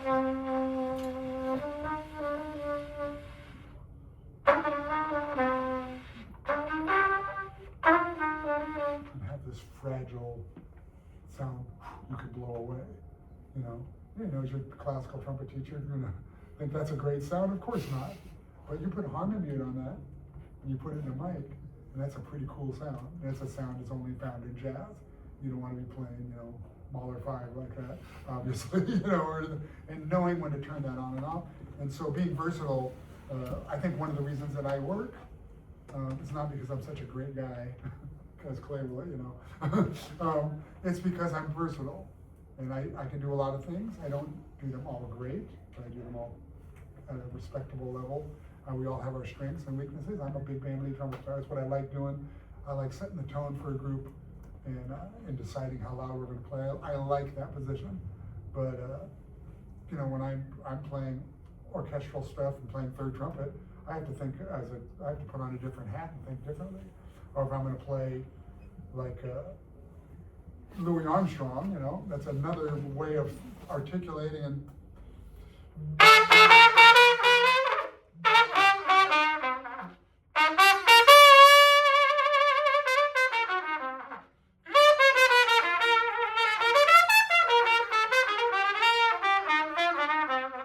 right?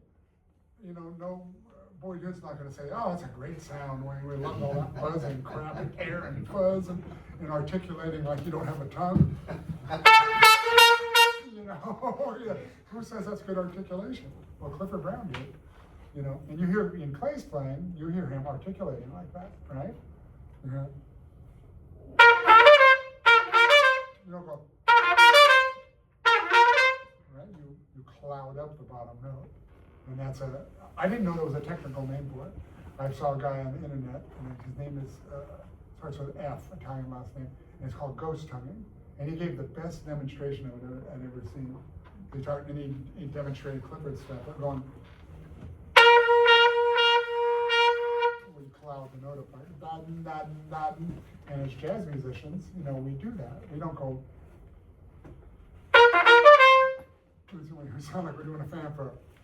And then it sounds like jazz, because we've clouded up that bottom note. So knowing how to do that and how to turn that off and on is great. A lot of people don't know how to turn that on or off.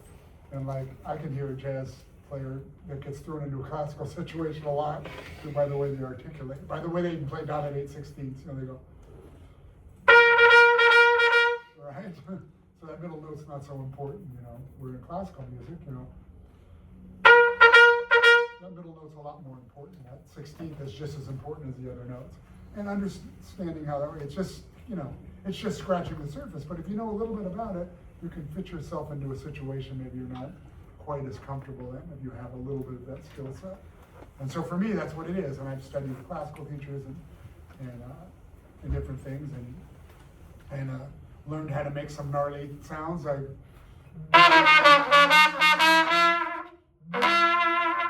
actually humming while I'm playing, and it distorts the sound. And that sound probably comes from, you know, way before recorded music, with some trumpet player that picked up the cornet and learned to play without any formal training and started like humming while they were playing. Like for instance, if you give if you give a trumpet to a young person, like an 8-year-old, and you tell them, here, make a sound on this, what do? They go, right? You go, no. You have to put your lips in the mouth, and they go, and you go, no. You have to blow air through your lips and make them vibrate, and they go, and they make this tone. I imagine that's how that started, from some untrained place, and it became part of the sound inherent in jazz. So all these funny, fuzzy, weird things come from this place, you know. And I think it's good to know about all that. We need to know where the music comes from and how it changed, like how vibrato was so fast in the 40s when trumpet players and trombone players. Why was that? You know, I think it had to do with not being amplified, and vibrato makes the sound project. Like an opera singer, they turn on that vibrato, man, and you go, wow, you know. And the players like trumpet players like Harry James, they would have to fill ballrooms with sound with very little miking. You know, now we've got a little more assistance. We don't have to, and then vibrato slowed down. And then you took somebody like Miles Davis and said, well, heck with vibrato, we're not using any vibrato. We're just I'm gonna capture your listening with my tone and with the ideas I'm playing, you know, instead of having to do something to get your attention. So vibrato's gotten a lot cooler now, you know.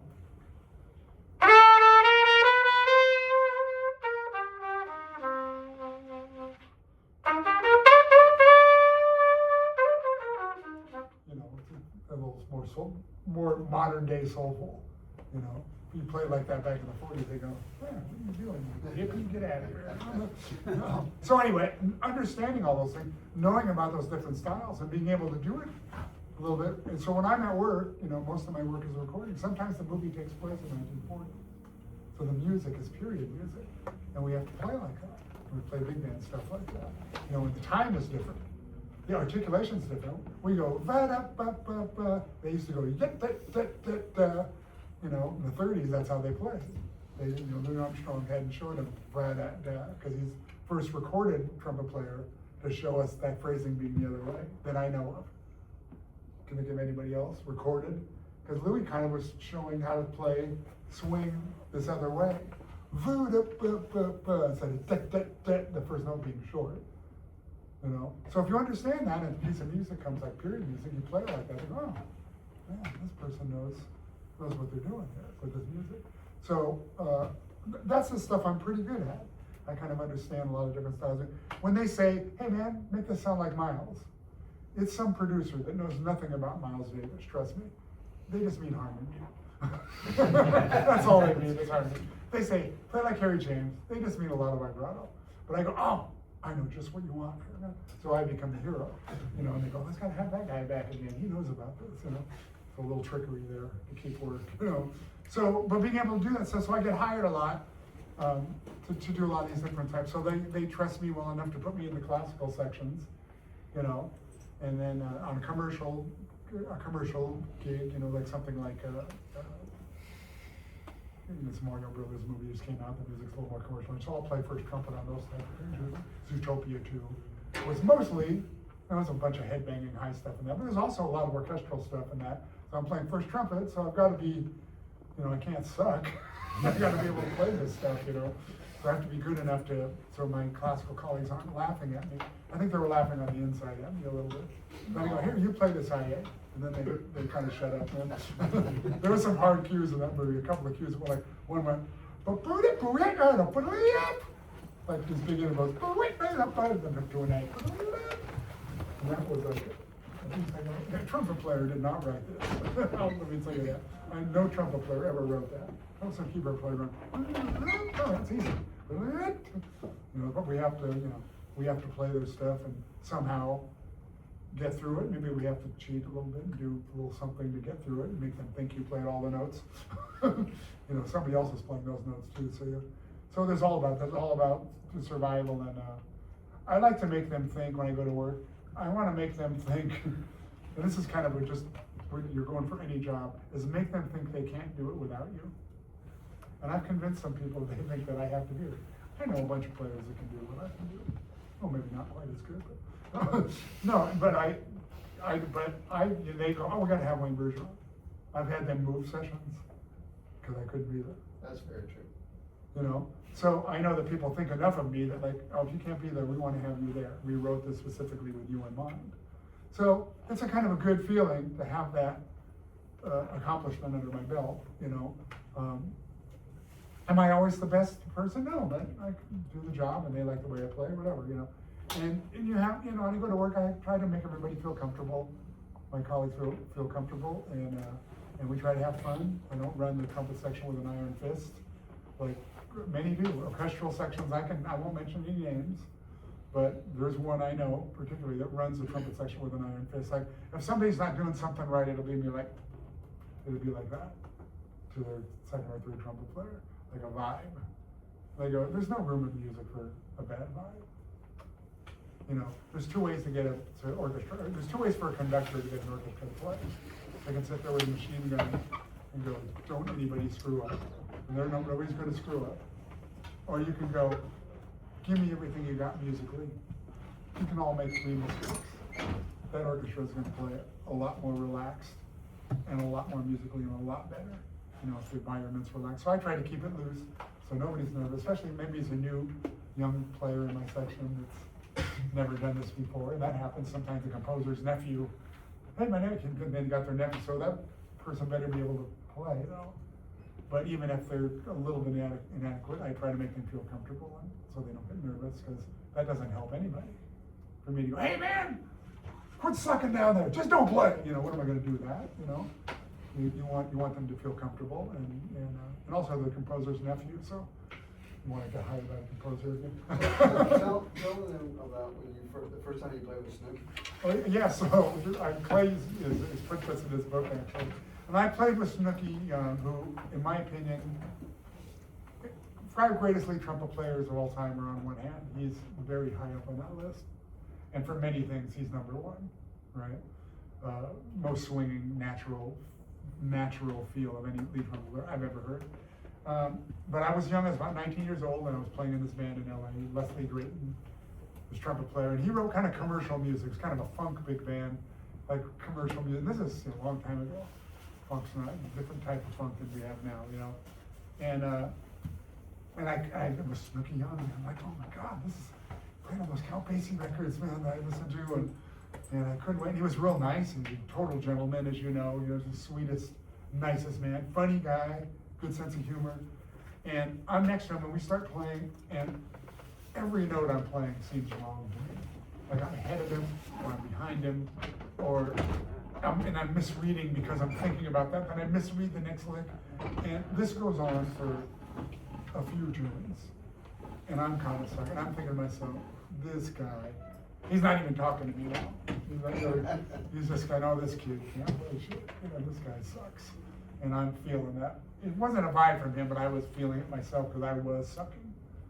And then I started kind of figuring him out. I was going, oh, because a lot of figures were kind of the same. It goes to, you know, I go, he's always a little ahead of me. That's more relaxed. And I'm trying to play, and I'm just ahead of him or behind him. But I kind of figured it out. And then all of a sudden, next couple of tunes, I'm playing with him. We played a lick together pretty good. He leans over and he goes, there you go. That's all he said to me. There you go. He waited for me to get my shit together, you know, basically. And I did. And it was quite a learning experience. Because I started thinking about time can be relative. Because where he was putting it, I'm assuming he was right, because I was 19 years old and I probably wasn't right. But he's not really known for playing that kind of music, right? So his interpretation of that might have been a little different than from somebody that plays, but it didn't matter because it felt great. And he was setting the tone. So you've got to play to that. You know, you have to play to where somebody's time is. I mean, Clay and I talk about this all the time about different drummers. For me, the connection with the drummer and the bass is more important to me than the connection with the trumpet section. Because if I'm locked with the drums, the way they're hitting, that's why I like playing with Peter so much. For some reason, I feel the beat the same way he does. You know, we go, shickle, bam! I know where that note's going to be by that setup. I don't have to ever question. Some drummers, I don't know where they could, because I figured before, I go, where are they going to put this? That's different from what I like. But I will adjust my playing to something to accommodate that. if it's a band that I'm not a regular member in, right? But like somebody like Dave Sloniker's band, you heard me, I'd say something to the drummer, you're too loud. Or, hey man, we don't play like that here. You know, I need you to relax your feel, or your feel needs to be more intense here. Or just, he was generally too loud, he's more of a basher.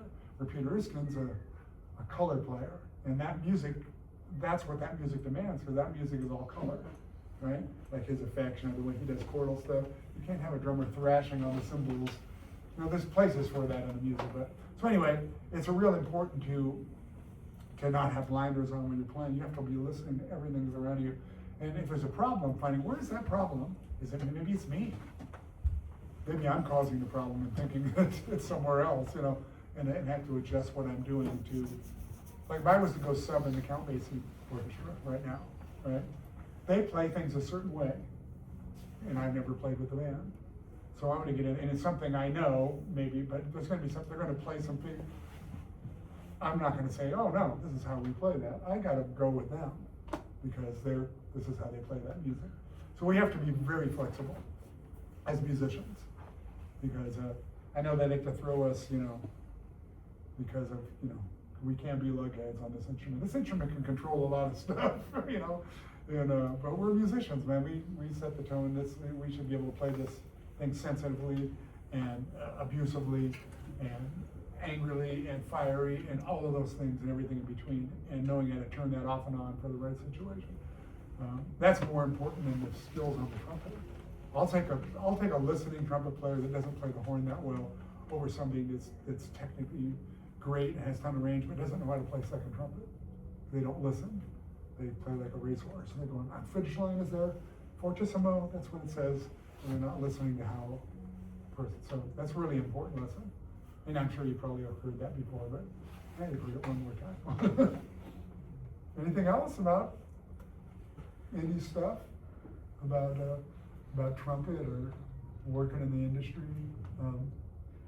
Does anybody here want to work in the music industry? And what do you want to do, for instance? What's your goal? I want to teach eventually, Okay. but in the meantime, record. Yeah. A lot of people, you know, young players going, I want to come to LA, I want to do what you do. And I go, okay, and that's great. But at that time, it's obvious to me, they don't have the skill set required to do all this stuff that I'm talking about. They might be pretty good at something, and they go, what do I need to do? And I go, well, you shouldn't worry about doing what I do. You should worry about being the best all-around trumpet player you can be. And when you get yourself into that situation where preparedness meets opportunity, you'll know if you're qualified for this kind of work. And there's a, you know, for like an orchestral first trumpet job or anything, there's a qualification that has to be met. And if you're just saying, I want to do that, that's great. Or how do you do that? How do you get famous? I've had kids ask me, oh, I want to be famous like you. I'm not really famous, but trumpet players know me, I guess, you know. I go, you're asking the wrong question. I go, man, you'll be famous for sucking too. You know, if you're not a good player. You know, if you're a really great player and you can do a lot of things well, and your colleagues like you, and you're moved to a new town, word travels very fast, right? On the other hand, if you're an a-hole, you don't really play that well, you're not a great musician, word travels the same, just as fast for both of those things. So, you know, so having that skill set and knowing what the job entails and going for it, you'll know when you're ready, you know, to do that. And it doesn't mean there's only so much in any job application. There's only so many openings. So a lot of very qualified players will move to a place like Los Angeles or New York and sit and really not get an opportunity, you know. My students get opportunities because students of mine that can play, I will send them to things, like a call for something and go, I want to do that job, or, you know, whatever, you know, it doesn't pay enough, but I'll say, hey man, you want to do this? I think you'd be good for this. An Easter gig or whatever, and they go and do a good job, and then they've established a relationship with that musical director there, and came in and did a good job, and then so they're, you know, a couple of my students, I've been able to cut the umbilical cord, and they're often doing good things in the business, you know, so, but they're prepared and kind of ready for it at that time too. Because I would never send anybody into a situation they weren't ready for. because it could be ugly. Not you know, I consider myself a pretty nice guy. Not everybody is nice. I can tell you that right now. I work with some of the biggest a-holes. Not necessarily now, but it used to be. A lot of them are retired. You know, but I've worked with some pretty gruff, territorial. Like if you're new in the situation, they do not want you there. What's Maria's last name? Maria Special? Mm-hmm. Yeah. So her trumpet student was this guy named David Bell, and he was an orchestrator in LA. And he used to orchestrate for Deep Space Nine and for one of the Star Trek TV shows, the older ones. And she was in town. He got her on one of our recording sessions, and she's a great player, as you know. She played with Cincinnati. She's the first female trumpet player to ever hold a principal trumpet position in the country. Great player. Anyway, so she's playing fourth trumpet, and she's really nice, and she's actually nervous. And I'm playing third, so I'm sitting right next to her. And the first and second trumpet player, who remain nameless, first trumpet player's initials are Stu Blumberg. And he was just like out loud talking about like, well, why is she here? You know, like where is such and such? It would usually be here. And like kind of loud enough for her to hear. And I'm feeling uncomfortable because I know about her and I know what a great player she is. So I made sure she didn't screw anything up. I said, it's always 8 clicks before we play, unless otherwise, so pay attention to the podium. You know, it's because it's quiet. So if they say, okay, 8 clicks to 1, it's click, click, click, click, click, click, click, click, play, right? Stu would do things like click, click, click, click, and breathe. And I mean, I do that joking around with my colleagues sometimes. We do this all the time, but nobody ever comes in. But he brought her in once. And so we had to stop the tape and do it again. Nobody said it was her, and then we just did it again, everybody kind of laughed. But that kind of stuff to like make somebody feel uncomfortable. So I was as nice as I could be to her. Her and I went to lunch together, and and she played great. It was great. And then she told me she was his trumpet teacher. So anyway, fast forward many years to where I was at ITG, and she was doing an orchestral excerpts clinic. So I was at her clinic in the front row, and she was just about to say goodbye, and she goes, "Is that Wayne Bergeron?" I go, "Yeah, you doing, you know?" And she goes, "I have to tell you a story about this man." And she told that story. She goes, "I felt so uncomfortable and so not wanted, man. He made me feel so welcome and was so kind to me." She goes, "I will never forget that." And so, good one. My mother would be proud of me. But it's how we're supposed to treat people. You know, there's no reason to. And so people that act like that, it's kind of beyond me. I always felt really uncomfortable when I started working with those guys. You know, eventually I earned my keep, and but there was always even a bit of tension. You know, you feel never accepted sometimes. So. Very unforgiving. Yeah, it's an unforgiving business. And I guess it's like that in the orchestral world too, man. I hear about like first and second trumpet players that don't speak to each other, you know, and they got to work together every day. It was like that in the LA Phil with Tom Stevens and Don Green, who were 2 of the greatest trumpet players that ever walked this planet, and they didn't speak to each other for years and years and years. And a matter of fact, when Don Green, when the position opened up when Tom Stevens retired, Don Green moved up to play principal, but they had to have an audition, so they auditioned hundreds of trumpet players, as you can imagine. And they weren't satisfied with anybody. Don is playing first the whole time in between. They bring somebody in, that wouldn't be happening. And this went on for 2 years. And they finally gave Don Green, who was a really nice cat, by the way. They finally gave him the principal, officially gave it to him. And so they made an announcement to the auditions. They just wanted to make an official announcement that Don Green is officially our principal trumpet player, and everybody applauded, and he stood up and he goes, "Oh, I don't know what to say, this is all so sudden." And I'm like, really funny, right?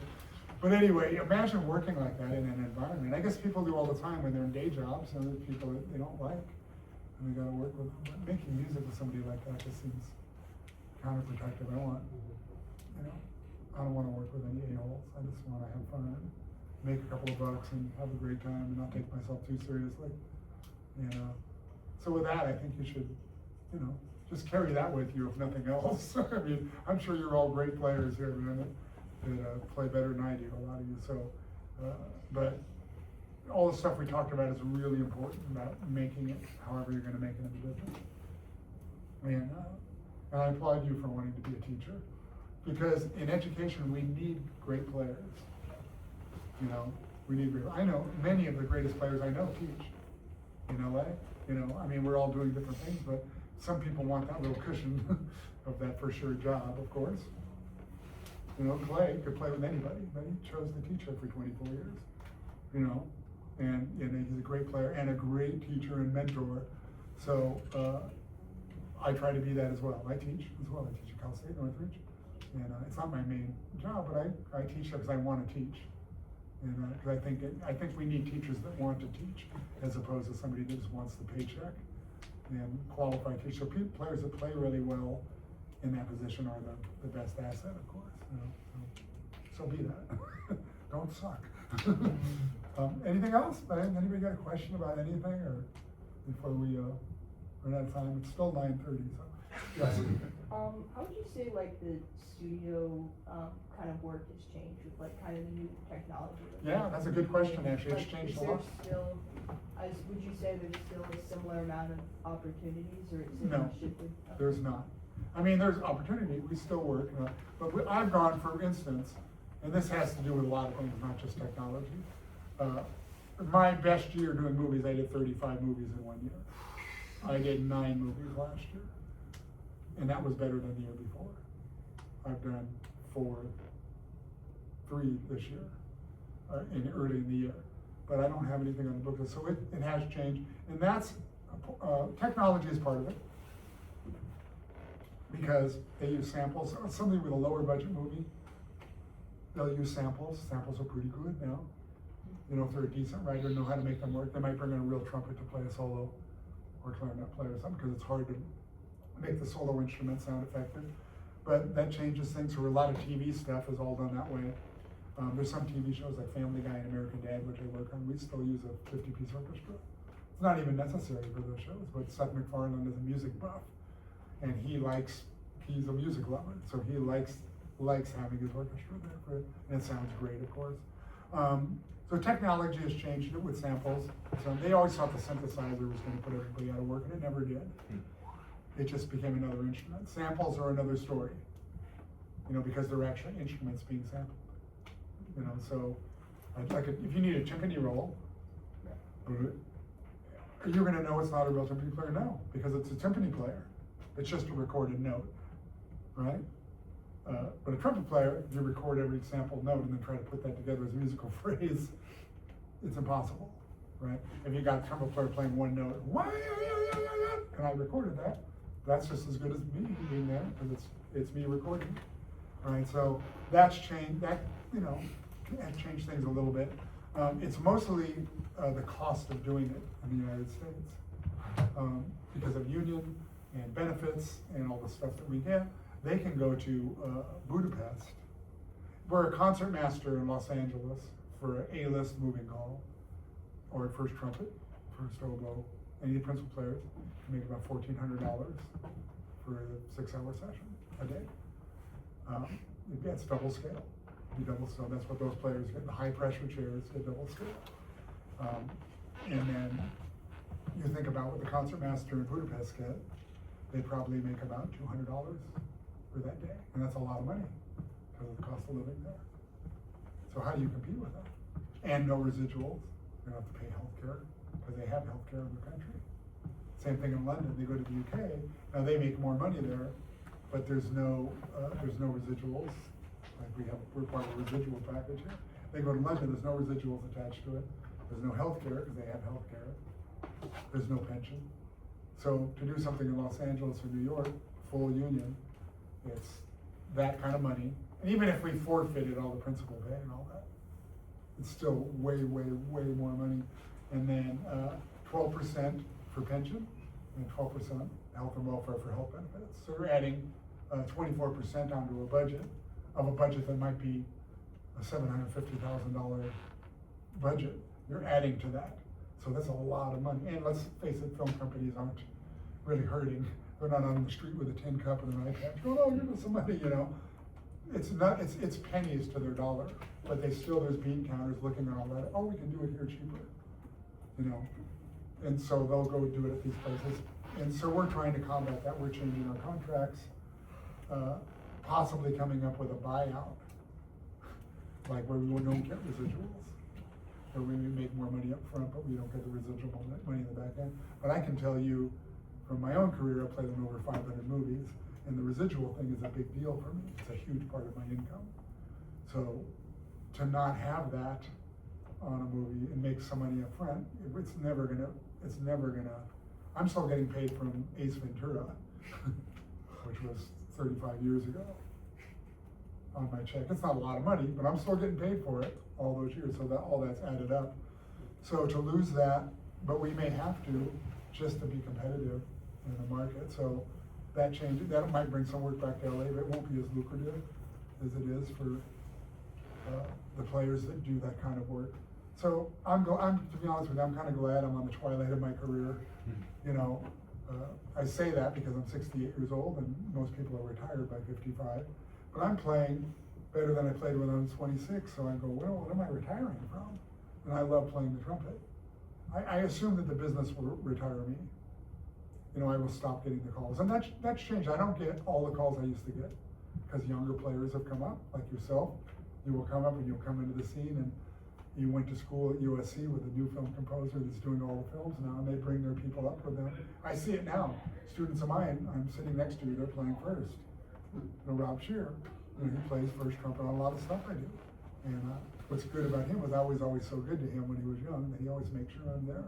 So you gotta take, that's another part of being nice. Be nice to the young cats, because you never know, they're gonna come up the ranks.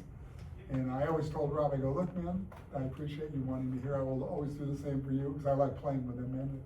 But I said, if I start sucking, if it's time for me to retire, and I don't know, you know, I'm that old guy, you know, misreading stuff, let me know, man. I think I'll know, but let me know it's time to move down the section or something. So I hope that's not this week or anything, but I feel like because of what I've learned about trumpet playing, that my trumpet playing keeps getting stronger instead of weaker while I'm getting older. So some of the stuff I've told you, it works. I'm living proof that it works. So you can take that and run with it, I guess. You know? Anything else? Well, we can wrap it up or whatever. Yes. This is a loaded question, so you don't have to answer all of it.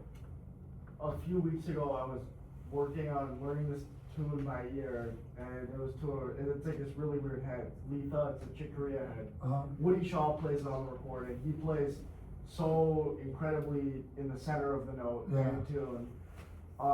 It was also recorded a while ago, and I talked to someone who pointed out that the recording could have been a little flatter than usual, but I was playing along to it, and I was listening, and I was like, I just couldn't believe how sharp I was playing. And I was getting into all this stuff, and I ended up talking to some people, playing for some people, and I noticed that, because I've been spending a lot of time for the last year and a half trying to play in the note, The bullseye in the pitch, of the note, yeah. that's like one of the biggest things Clay talks about. And Clay hasn't been here, so I talked to Andrew, the classical professor, and I did a lot of playing for him, and he had me play like scales going up and down throughout my range. And I'm playing relatively in the center and open in the low range, the mid range, up to about like an F or a G on the staff, and from there it just shoots up. It's really sharp. It's the snake pit of the trumpet, as we call it. It's the worst part of the horn. G to high C is the worst part of the trumpet, because it's all sharp. And then you get over high C, and it becomes flat. D, D flat, you know, D and E flat, and E tend to be blue on the pitch, right? And also that, you can feel that range on top of the staff there, it's tighter. I don't know why that is exactly in sharp. So, I don't know what to tell you about that. You have to be aware of that. There's orchestral trumpet players on the C. If you think those notes are bad on the B flat trumpet, you play C trumpet, play a G on top of the staff on the C trumpet, and man, you talk about soaring the pitch up, man, that's almost a half step sharp. Players will play it like this. Play it 1 and 2, then bring it down the pitch. This particular trumpet is Yamaha 8335 LA of my own design, greatest trumpet ever made. You should also purchase one of these too. That note is sharp, it's sharp on every trumpet, but they've corrected it a little bit, right? But that being said, if I'm playing something soft with the strings and I gotta hit a G, I might even do this and pull my slide out. I thought about getting one of those pitch adjuster things that moves the slide. I have one, I just didn't want to jack up this horn, you know. John Lewis, one of my colleagues, has one in C trumpet, so he can throw his tuning slide. There's ways like that we do with it, but you notice when it's down to pitch, when you do that, it also, that tightness goes away. So I false finger in A, I false finger A, B flat, I crack the slide. B is generally pretty good, and C is generally better, but those first few notes. So it could be this, this, this, this, right? And it will open those notes, you can even hear it. If I let them sit right where they want to sit,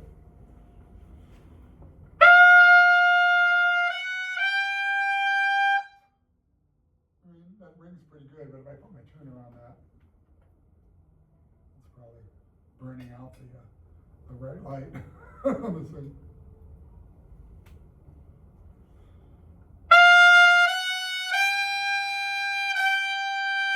That's in tune, about 4 cents short the other way, without adjustment.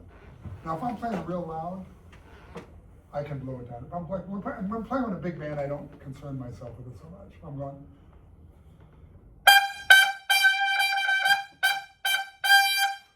It's right in tune. I'm blowing it down to pitch. I've got to play it softer, more refined. That center is going to rise up to where it wants to be. So either that or that. I prefer third. I play all my A's. You do that? Yeah, because you play your A's on top of the staff pretty darn in tune. I play my third. We're always seem to be in tune with each other. The orange is better than that. Yeah, there's always that. Yeah, so that's the only way I know to battle that. I do try to think more open. I try doing that more operatic thing when I'm in that register and get my core opened up a little bit to try to make that feel match the feel right below it. G is the real target. But there's no shame in doing that, or whatever you got to do. And if you watch Woody Shaw or other players playing intricate lines, a lot of times there'll be false fingering note in there. Like if they got 3 open notes in a row or something, you might see somebody using those valves to their advantage. If you zoom in, I've done that for a gazillion things. Is that cheating? Yeah. Who cares? If you've got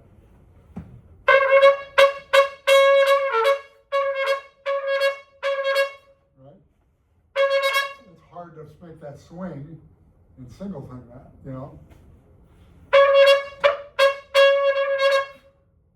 Right? First note, I'm just not tonguing one of the notes. Do and all of a sudden I can make that feel good. So playing something fast, that's some stuff to think about. So none of this is cheating, man. False fingerings, and it's just like how can we get the music played the best way possible? Anything else? Well, thank you, man. This is Yeah, cool.